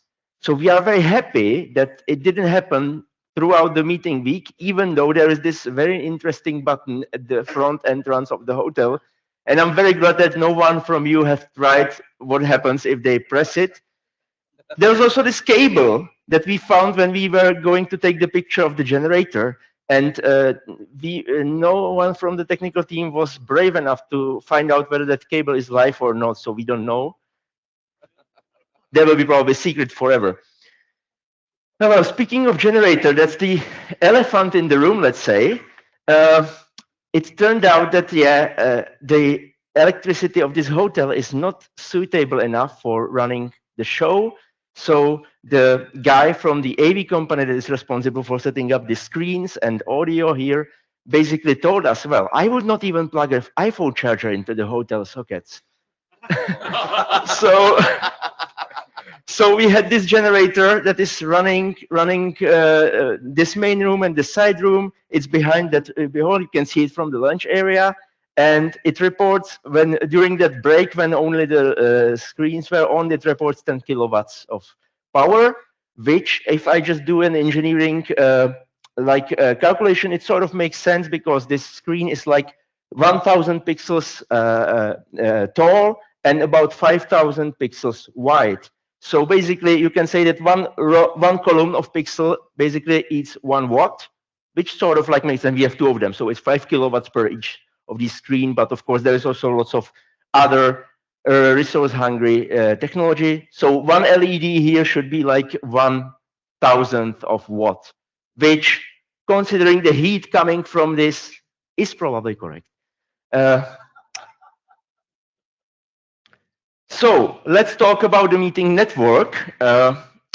The part we bring with us, this is how it looks like from the logical point of view. So we have up to 2 edge routers. Right now we have only 1 because we somehow only got 1 point-to-point link to our upstream provider.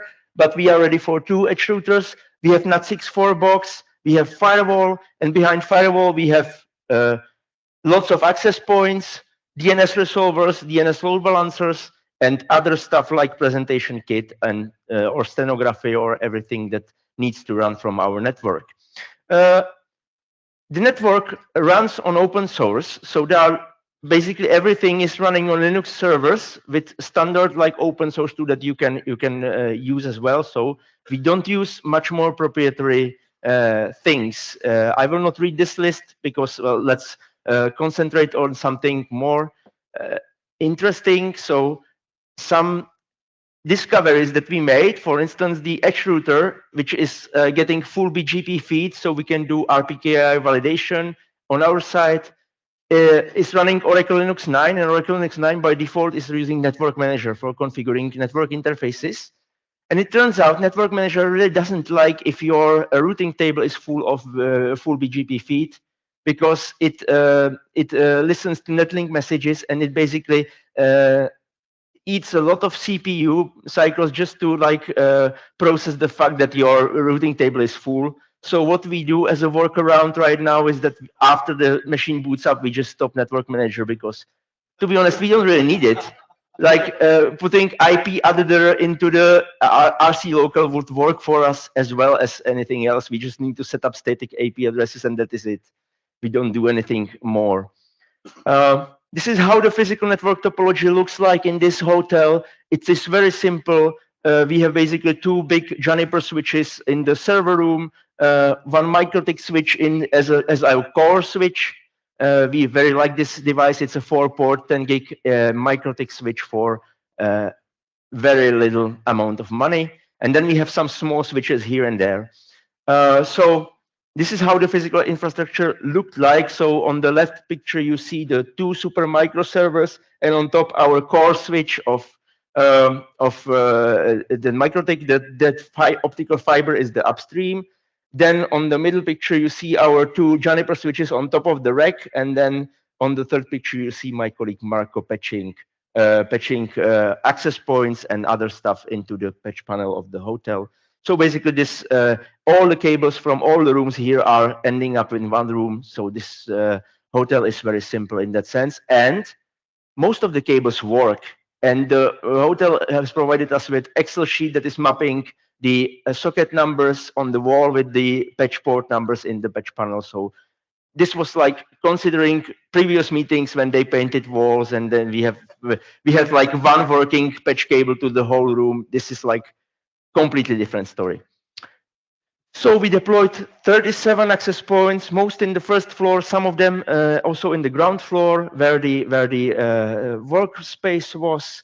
And according to my experience, it worked very well everywhere. I even tried like some speed tests during when the room was full, and it still ran about 200 something Mbits, which is the limit of the technology that we use for access points. We are running 3 or 4 Wi-Fi network as you take it. So the main network is 5 gigahertz only. It uses this IPv6 mostly. stuff that is very fancy and works very well for us. Then we have legacy network for people with some problems. This networks is actually two networks, so it's in 5 gigahertz and also 2.4 gigahertz, and they use different SSID, so you can explicitly choose which one you want. And we are on this experimental network, which is also 5 gigahertz only, and it has no support of V4, so it's the internet of the future.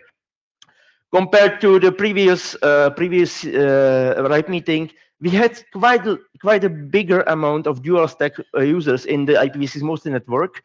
It changed during the week, so I guess maybe it's the fact that this is the bigger meeting, there are more devices here, and maybe people also bring some older devices. I'm not really sure what it can be, what can be the cause, but well, something about this. Speaking of IPv6 mostly network, I have run a poll on Mastodon on Tuesday, and yeah, I'm sort of like happy with the results because they were completely wrong. I was asking this question that we have 527 devices on the network, and so people should guess how many DHCP releases we have active at that moment with the release time of 4,000 seconds, and the correct answer is 85. So definitely the lowest out of the 4 options that were presented. So this is, as you see, if you are considering IPv6 mostly, go for it because you can get rid of at least 80% of your IPv4 pool, and you can basically narrow it down, make it much more smaller. Then we have some complaints that are repeating every single meeting. People are complaining that there is not enough coverage in the toilets and in the launch area.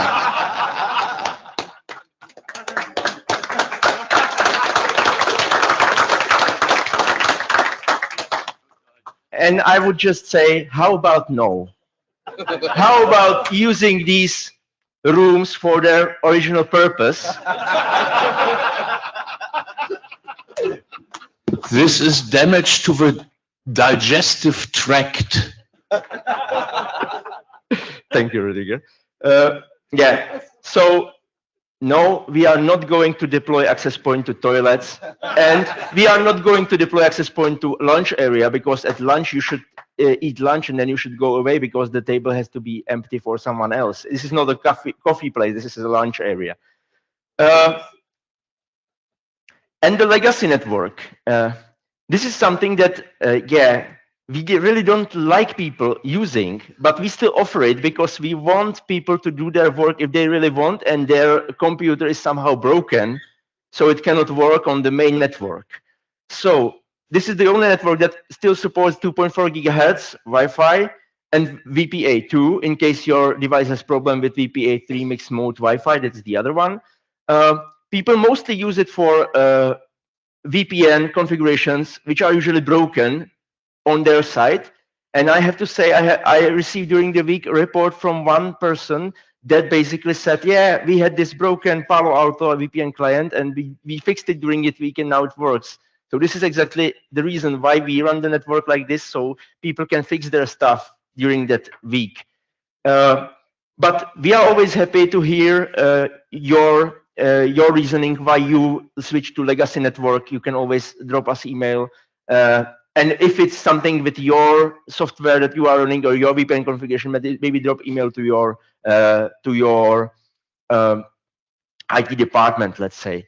Well, actually, this old network. Sorry, who are you? Gigahertz. Oh, Vladislav Olopian, sorry. We are doing IETF here, sort of. So okay, okay. Let's keep the questions to the end because yeah, we are running out of time a little bit. Maybe also join the Matejka queue. That's also the thing that we have here. You are supposed to do it even if you are in the room. Almost nobody did, but yeah, that's how it's supposed to be. So let me just finish my presentation, and after that we will do with the question, because I have another interesting thing. Maybe you remember from the previous RIPE meeting that there was this thing that some people reported to us, that they tried to open GitHub or DuckDuckGo in Safari on their macOS, and they just get this very offensive message saying basically that it was blocked by RIPE-NTG. Yeah, and then we, and by we I mean me, spent like literally months trying to figure out why is this happening. The good news was that I was able to reproduce it even when we returned the network to the office. Long story short, after a few months, it is a concurrency bug in node resolver that happens only under very specific condition. If you want to play with it or if you want to debug complicated concurrency bugs, there is a bug report here. Click on it and look at it. So far it's not fixed, so we had to look for a stand-in DNS resolver. We wanted a resolver that can do DNSSEC, that can do DNS64, but only for particular clients, and that can do DOT, so Android can benefit from it, and DOH for iOS and macOS and Windows. And it turned out everything, all the boxes are ticked by bind. Who would expect it? That the bind is actually supporting everything we need. So thank you, ISC people. Perfect. The only thing we don't have now, bind doesn't report yet stats per DOH and DOT and UDP, so we don't have detailed stats how many people are using DOH. But I guess they should, probably because it should just work. We had this not so nice feature. I was pointed out on Monday that we are not validating DNSSEC, and it turns out that the language of configuration is a little bit cryptic, because if you want validation, well, you set DNSSEC validation to yes, except that if you send it to, set it to yes and you don't set up trust anchor manually, it will not validate. You have to set it up to auto. So easy fix, and we are validating now. What we also did is that we did brownout of DNS64 on Thursday because there was IPv6 working group. Jen Linkova talked about that maybe DNS64 is not needed, so we just gave it a try. For most of you, you didn't notice. There are some people who noticed, mostly people with macOS 12 and 13, which is dependent on it, and also some Linux users with specific config.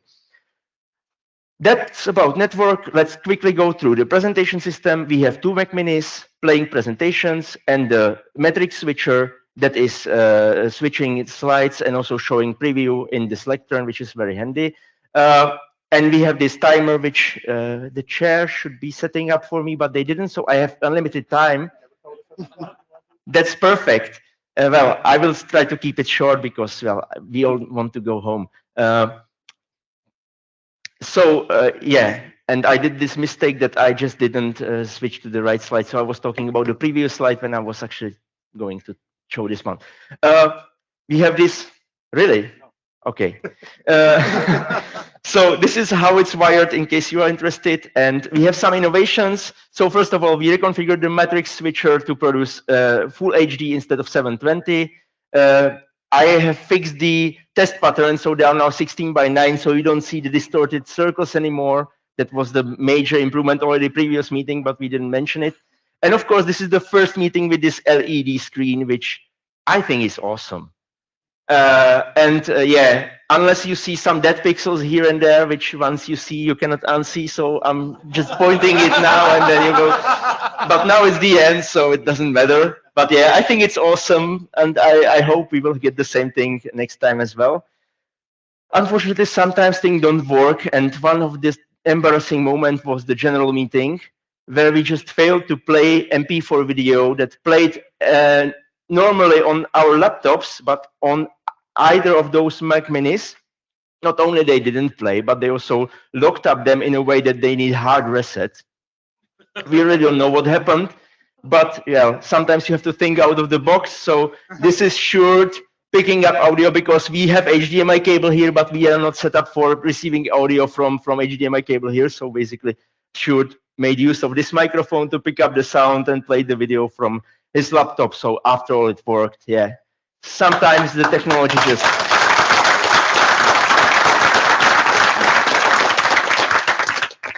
And then last topic, which I think deserves some coverage, and that is live stenography, which we all love.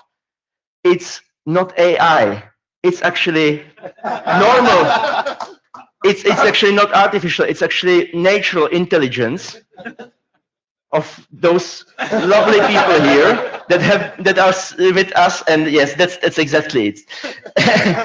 That are with us since like 56 in Berlin, since 2008.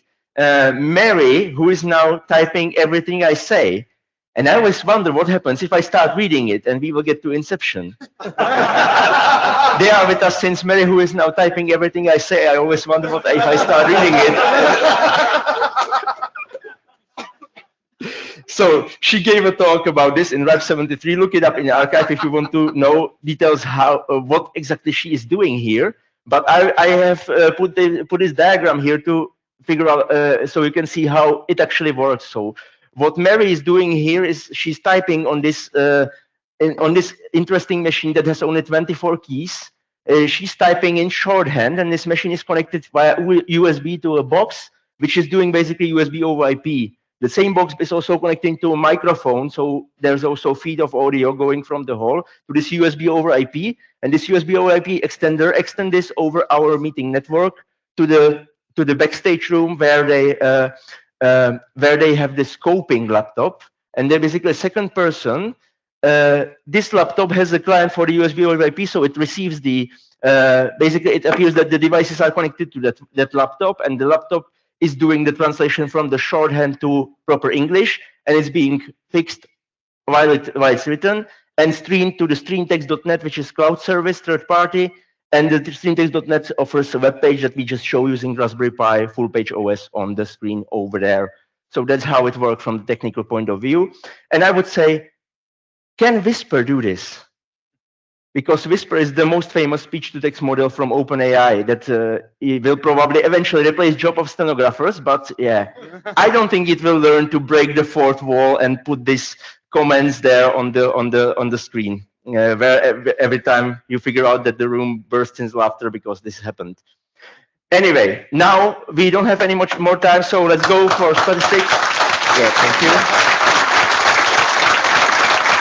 That is for the stenographers, of course. The statistics, yeah, we have some hundreds Mbits. We have 25K NAT64 sessions. We have 699 Wi-Fi clients in the main network at most, and we have at most 146 DHCP releases. Meet Echo stats 57% over V6. It's a little bit less than previous. We don't really know. Very nice barista this time.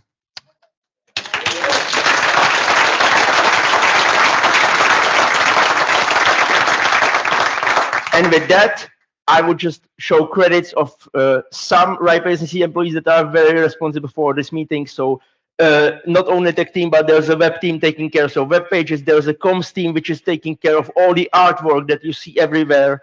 There is Meet Echo team which is taking care of the live streaming and remote presentations. And last but not least, our lovely stenographers and our lovely coordinators that are taking care that this meeting is running. That's everything.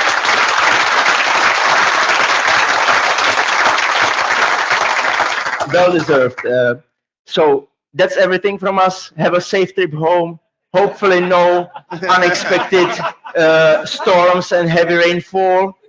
And maybe we have 1 minute for a question. Okay, I'm going to close the lines immediately because we're running out of time. But let's start from here. Hello, Vladislav Vodopian. What do you use as Wi-Fi controller? Is it a hardware key or is it some Linux machine running controller software? It's a Debian VM running on the servers running the Unify controller. Thank you. And sorry that I interrupted. I wanted just to quick point out that Wi-Fi 2.4 network was the only network that had coverage in toilets and partially in the dining room, which could probably explain why people were using it. Yeah. And that is also the reason why we change the SSID every meeting, so people don't use it by accident. Yeah. Hi, Sander Stefan, speaking for myself. Whoever figured out to make the Palo Alto Global Connect client work properly, please write an article on RIPE Labs. Great idea, yes. Cynthia. I just have to say that.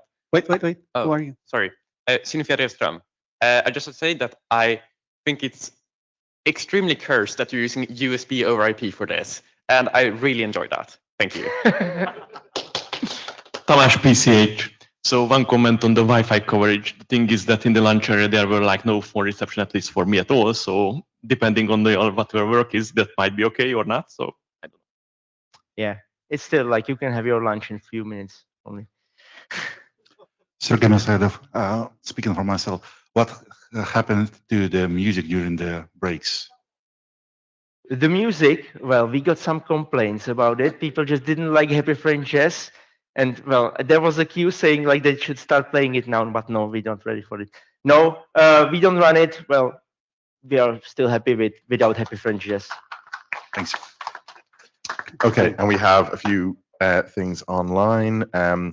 So Robert Sheck from ETES, not a question, but a note. It's almost like a comment. You mentioned that running Network Manager on a server with a full BGP feed causes high CPU load. We run into the same issue in March, and Red Hat support told us that the time that we are the only customer reporting this, we received a fixed Network Manager package from them exactly 17 days ago, which will land in Red Hat Enterprise 9.5 to be released shortly after RIPE 89. Please let me know if you're interested. That is really details. cool. Can you please send this to opsmtg@rai.net, the email address that is on the screen? Yeah, so hopefully, Robert, you heard that. Sian Miao from Misaka.io. Since the network is single-homed to SNet, would it be easier to accept the default route only? Might even use less power. It would be easier, but then we couldn't do RPKI filtering. Even though RPKI filtering on stub network is a little bit discutable whether it has some advantage there. And Nico Braud Santoni from Funkflyer Graz. When you said the DNS64 is not needed, do you mean it's not needed on the local network's caching resolver? I guess the device's stub resolver does the DNS64 translation itself instead. I would refer to the Jen Linkova's talk in IPv6 working group when she talked about that, what exactly it means. So the answer is hopefully there. Okay, that's that. We're good. Thank you, very much. Andrei. That was really interesting. So now I can't see her. Oh, well, there she is. We will close the part managed by the PC and hand it back to Mirjam. Thank you very much. Thank you, Max. Yeah, this brings us almost to the end of this meeting. Just want to show you some closing statistics, don't tell me the clicker doesn't work again. I had this once before this week, but no, it works. So yeah, finally we had people from 59 countries checked into this RIPE meeting, both online and on site.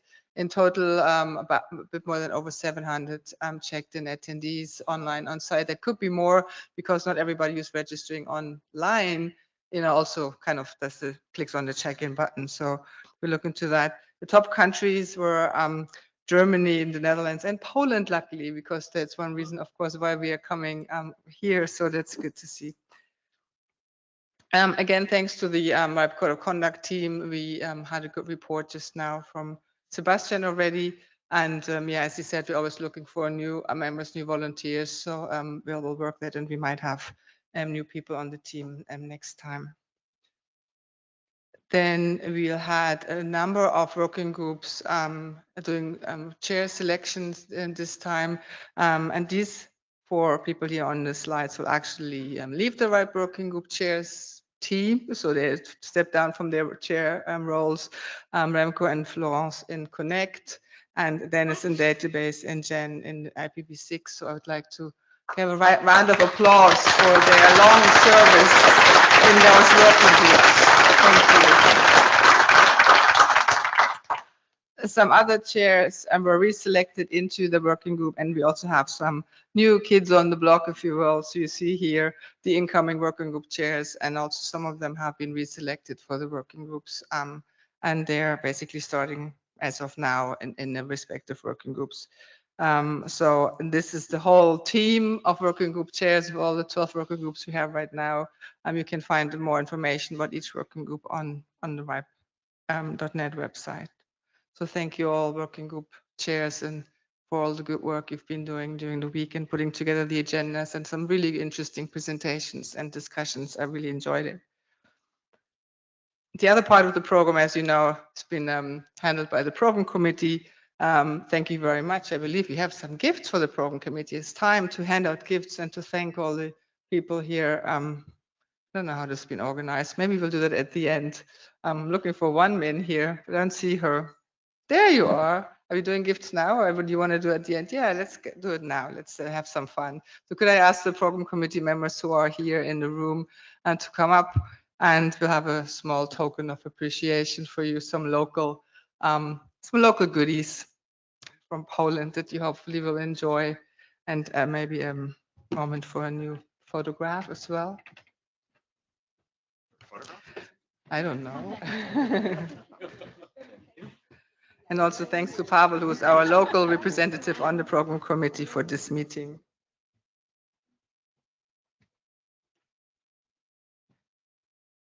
Thank you all.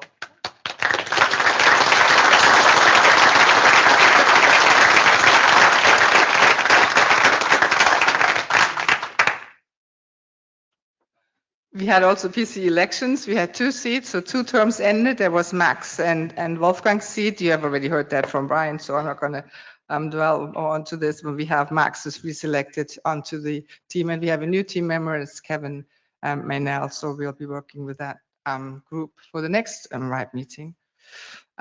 Please don't forget to rate the talks. You can still do this until Monday, both for the plenary sessions and also for the working groups. So the working group chairs are also interested to hear your feedback about the presentations there.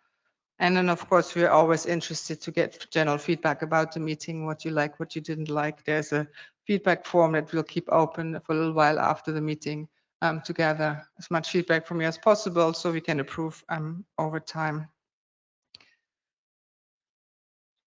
And last but not least, I would like to thank all the sponsors and specifically the host, Akamai. I believe we have somebody here from the host who can also maybe receive a token of appreciation and a gift. Patrick, are you here? Yes, please come. I understood that you were mostly interested in one specific souvenir from this meeting that we'll have here, and we'll also have a small gift for you.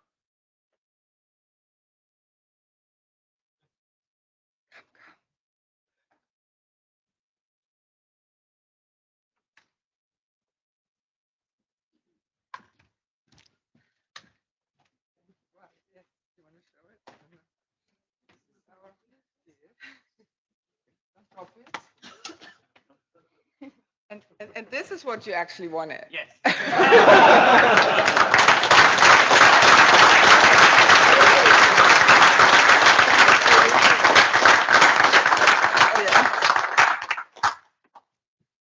And then we also have a plaque that you can hang in your office.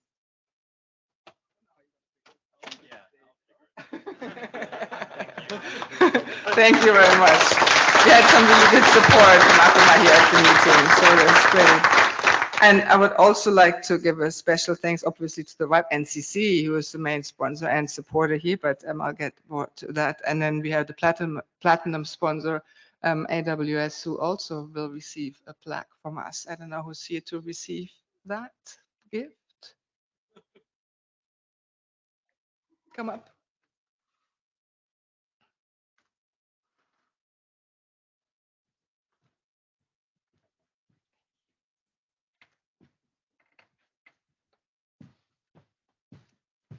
Thank you, Tina. Thank you, AWS. Great to have you.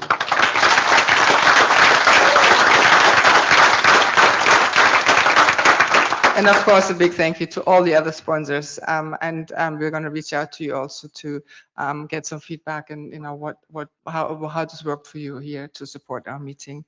And last but not least, I would like to thank the RIPE NCC and all the RIPE NCC staff. And Andrei made it really easy for me because he already put all the names on the slides. So I'd just like to repeat that. I mean, we couldn't have done this without RIPE NCC staff, and specifically without Wan Min, who was the main meeting organizer here in the background. And I had really a lot of good feedback and only positive feedback about the meeting.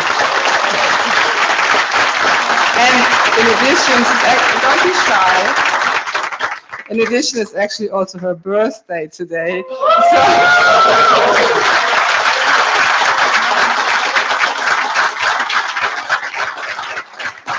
you did a great job organizing this this event. So we all, I think, really enjoyed it very much, and everything went very well.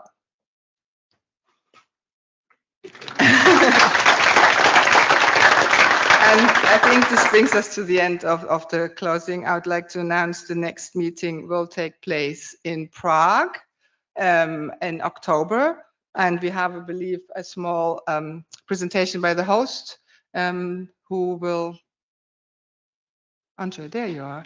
It's actually going to be hosted by CZ.NIC. We're really pleased with that. So Andrei will say a few words about that.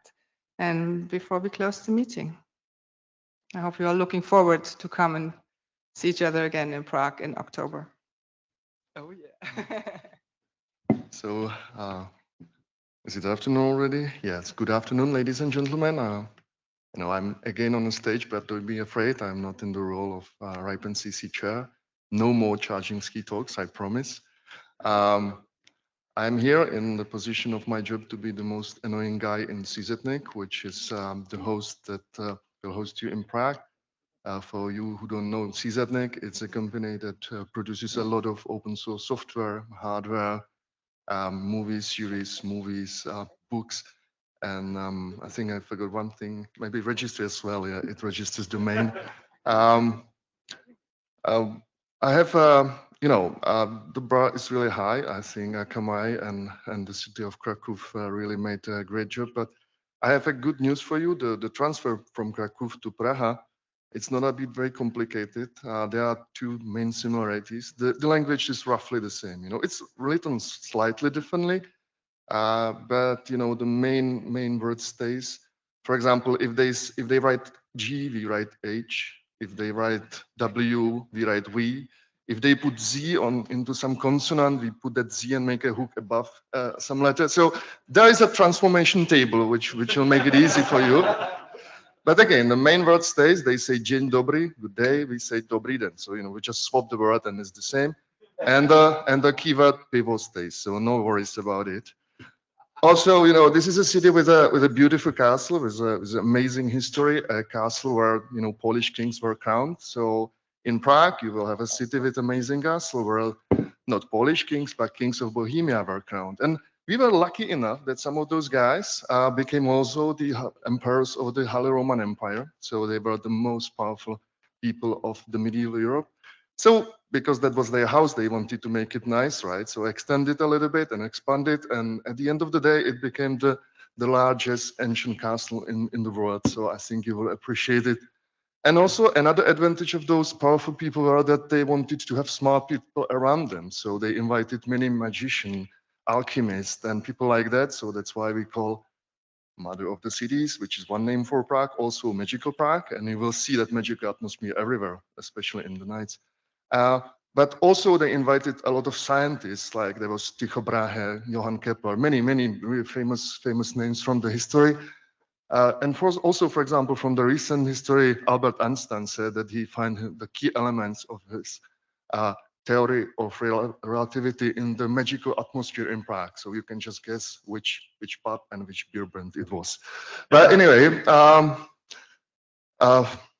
we will be happy to see you in Prague. We will try to use the power of Prague for inspirational talks, and I will be really happy to see you there. So please join us, and Prague will be your city. Thank you very much.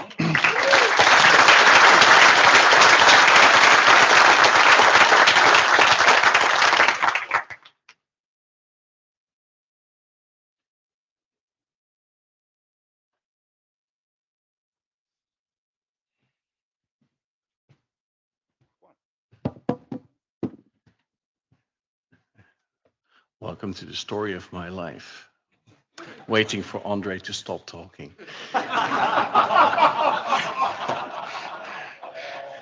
So, here is the report that you've actually been waiting for, the report from the Secret Working Group. Secret, transparent, and readable. Now, last time, during the replacement bus service of a presentation we did because of the super spreader event in Rome, we dabbled in Comic Sans to honor a certain individual.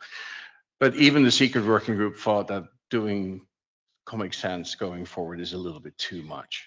But we do sort of embrace the notion behind it. So this is our new font, at least for this time around, which is a variation on Comic Sans called Comic Neue. And you are all highly recommended to check it out. So the secret working group, some ground rules for the secret working group. It's secret, so no pictures, no Twitch, no Facebook, if anyone still uses that, no Telegram, no Twitter, yes, Twitter, no YouTube, no Instagram, no TikTok, that might get banned actually, no WhatsApp, and no why. Why? Don't ask me why. I was told X was taken. Last time we had a lovely venue in the middle of absolutely nowhere. And I'm very happy to say that at least this time we made it to the end of the line. So welcome to less far away. I'm hoping that for Prague we'll find something that's even closer to any pub. Now on to templates. And I always try to put in some effort on the templates. I mean, it may not show on the beamer as much, but there's actually like animated backgrounds and stuff. And this week, we were greeted by the new template for the RAP community, which is lovely. But that was the first template after 20 years. And we have one every time. Jan, you want to read this one? Yep. So at long last, the RIPE folks have found a new template from somewhere around, but this working group here has a new one each year. Could we share and find some common ground? I mean, I will say I love the new template.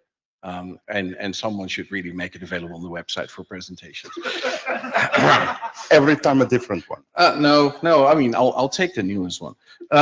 Then on to another problem that we ran into, name collision, which is, of course, one of the main reasons why we have a registry is to prevent collisions from happening.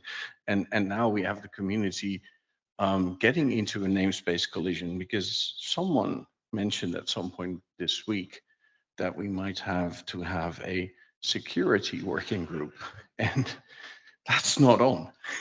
There can only be one SWG. So there's a new working group on the block, but its name is a bit of a crock. It's really not on and must soon be withdrawn and the name be sent back into stock.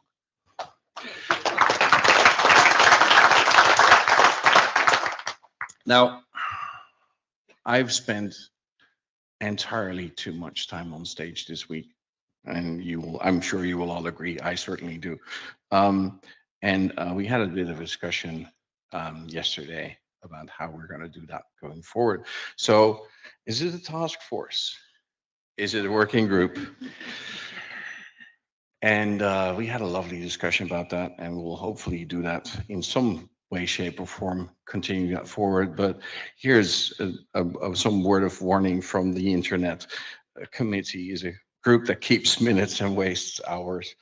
And in all honesty, I think hours is really being very, very generous.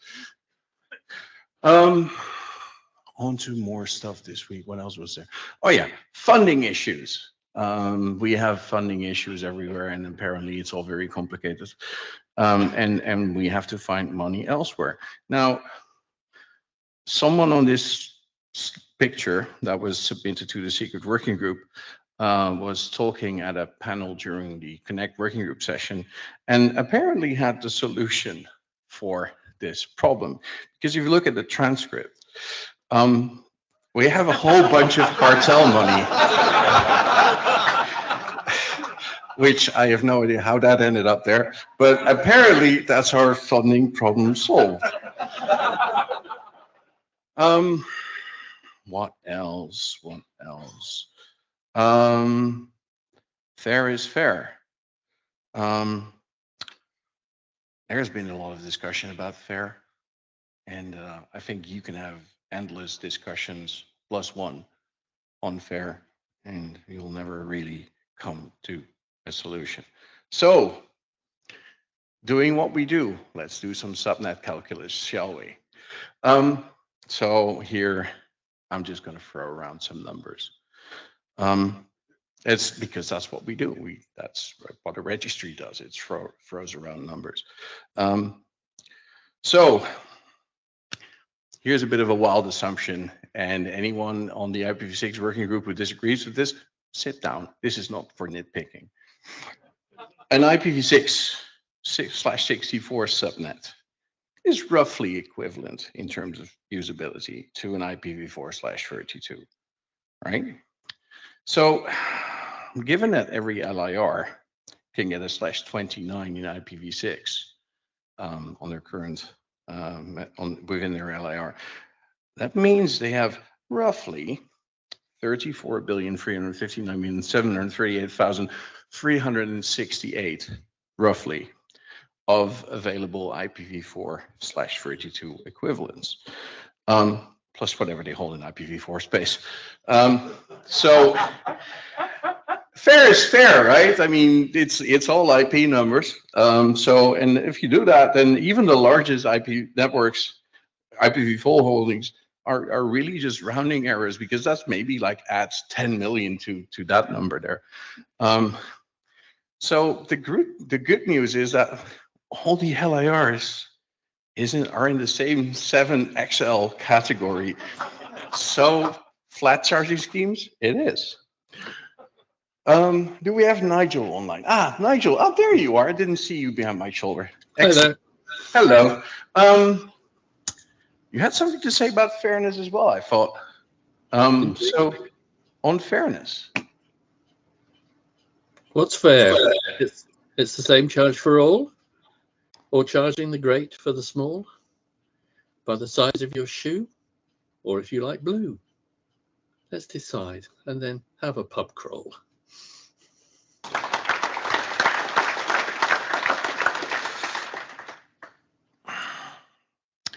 And here's something we wanted to talk about in Rome, but I have no more brain cells left at that point.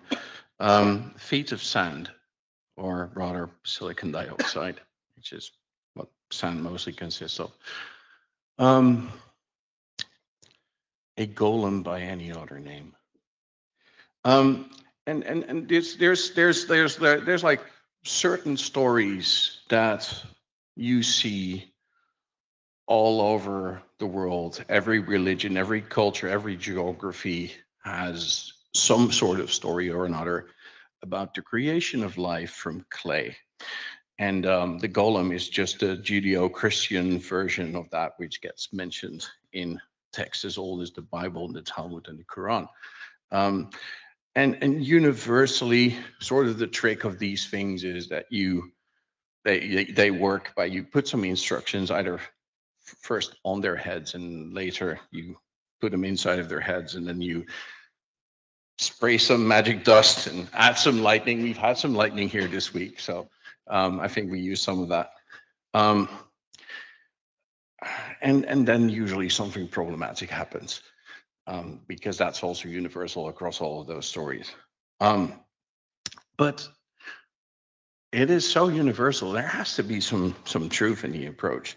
So instead of clay, I think we've just tried to do something else. We will use sand instead of clay, which gets us to silicon golems. Jan, you want to do this?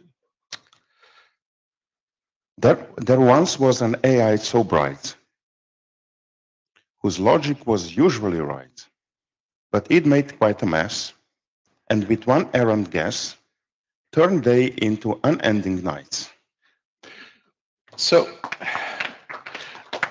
I want to touch on something important here. This is something that I think increasingly conferences and research papers all around the world are facing, which is how do you deal with AI generated content in your presentations, in your research papers, in any stuff on the internet. You can see a little head at the title. And this is the secret working group solution to this. And I'd like to introduce to you all Sparky. And Sparky is the mandatory warning sign going forward for any presentation and any slide that you do at a RIPE meeting that has AI generated content on it. So bear that in mind. Right. He doesn't look happy, that's point. No, I mean, I think he needs more coffee. Who knows? What else? Oh yeah, infringement. This is a problem. So the Secret Working Group Labs at RIPE 82 had a presentation. I pulled the slides from that presentation. The Secret Lab updates. And this is going into blockchain and cryptocurrencies, because that was, I mean, back in RIPE 82, so for 2022 that was? Yeah. That was hot back then. I imagine that. So we introduced RIPEcoin. RIPEcoin was a proof of loop based currency. So you were mining based on creating routing loops visible on the internet with a minimum of 5 hops. And the more hops you throw in, the more efficient your mining gets. At least 2 ASNs and a minimum of /24 in IPv4 /32 in IPv6 has to be in that loop. I got 1 coin. Oh, you were accidentally mining the other week. Yes, I mean that does happen. In order to, I mean, this might not be very efficient and environmentally friendly. So we also had a proof of stake based coin called Secret Coin, which mines based on an IPv6 destination. So you explore the state space of an IPv6 block, destination address and UDP port, and you have to mine at least a /29. And we added a slide to that, which is an important legal notice that we'll take RIPEcoin and Secret Coin, our concepts owned by the Secret Working Group, and any attempts to copy, imitate, clone, reproduce, or in any way create similar cryptographic currencies is prohibited and will be prosecuted by the fullest extent of the law. And we have man in black helicopters. And this is the point where this is just a friendly warning. But if you're going to talk about RIPEcoin, you better talk to us first. Now, normal point of order. Oh, Blake, we don't normally do those. Who are you? Men in Black Helicopters is a registered trademark of MRIBH LLC, so be careful. Okay.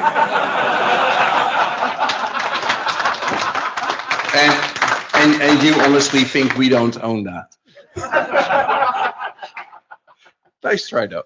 And then we move on to a sonnet, and the sonnet is something that's relevant to us, but a little bit outside of the building, which, given it's a sonnet, will be read by our resident English person, Nigel, and it is about an attack, a ransomware attack on the British Library. Nigel. The British Library has done its best since monstrous Philistines have laid attack and trashed its systems, servers and the rest, and then demanded cash to put them back. The books are safe and data's underground, safe stored on spinning rust in Boston Spa, but loss of software means they can't be found and might as well be on the moon as far. The cause was antique systems from the Ark with clockwork servers based on VMS, and overstretched IT kept in the dark, as always working under daily stress. It will come back, the knowledge can't be lost, like Phoenix reborn at any cost.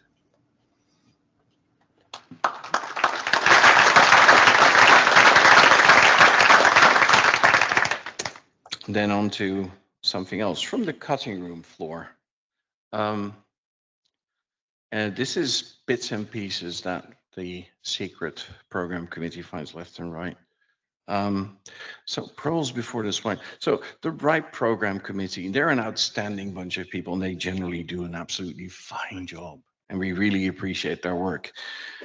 But some of the absolute best submissions in the system are left out of the plenary. And so that's what the secret PC does, is pull that stuff from the dumpster. We have removed names to protect the guilty. And I'll give you some of the examples of presentations that we would love to see at an upcoming RIPE meeting. So if you want to take ownership of any of these, I would love for you to submit them and present about them. The first, and I'll have to say, these are actual submissions to the program committee. That we neither accept them nor refuse them. Well, they just ended up on the floor, right? I mean, they in didn't go in a quantum state. So the first of them, yip yip. The abstract, the Martians, sometimes called the Yip Yips, or interplanetary visitors presumed to be from the planet Mars, were terrified by things like clocks and telephones and computers on Sesame Street. When frightened, they hide beneath their lower lips, which shoot up to cover their faces. And the author's comments are: the Martians discover a telephone. They say hello to it and then try mooing and meowing and clucking at it. And none of these things bring any response. And then the phone starts to ring, and the Martians, thinking it's talking, start to make ringing noises back. I mean, show of hands for who would like to see this presentation at RIPE. See? I mean, see, take this feedback, I mean, if you will. I was inclined to accept, to press the button. The chair. I actually gave it 5 stars. Yes. So, if you think that's the only one, here's the next one. Mr. Zebedee. Mr. Zebedee, Jack in the Box like fire wizard, who everyone in the magic roundabout asks for help. And by calling out his name, he will magically appear from wherever he came from. He says, "It's time to party," and all the problems are solved. It sounds like something we could use at the general meeting, to be honest. No, general meeting, not here. And then there's something more worrisome. Finis Latinum. It's a tutorial, and my Latin is actually not that very good, but in the translation, according to the author, is: there is no one who loves pain itself, who seeks after it and wants to have it simply because it is pain. This might be RPKI or database related. I'm not. I don't know. But it says it's a tutorial. It is a tutorial, so it's probably RPKI. Right. Then we have a BOF, Under the Sea. And I think this is so aspirational and so lovely. I'd like to be under the sea, in an octopus's garden in the shade. I think this is what we should replace address policy with. And then finally, the presentation for 9 a.m. on Friday. It is a potato. It was to be put in the vestibule. It was said to be a soccer game, an airline game. There was no smile on the morrow. Integer to drink the mass of the Dewey. I have no idea what the fuck I'm talking. The homework ends the mass of the Laramie, and for the whole and earth, it is a potato. Which I think is absolute solid material for Friday morning from now on. That's why I rated it with 3. You rated it 3 stars. Okay, good. And then coming up, RIPE is a piece of cake.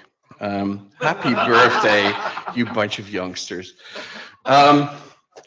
Closing off, see you in Prague. And why see you in Prague? Because they're penguins and they're yellow. See you next time. Because penguins. See you next time.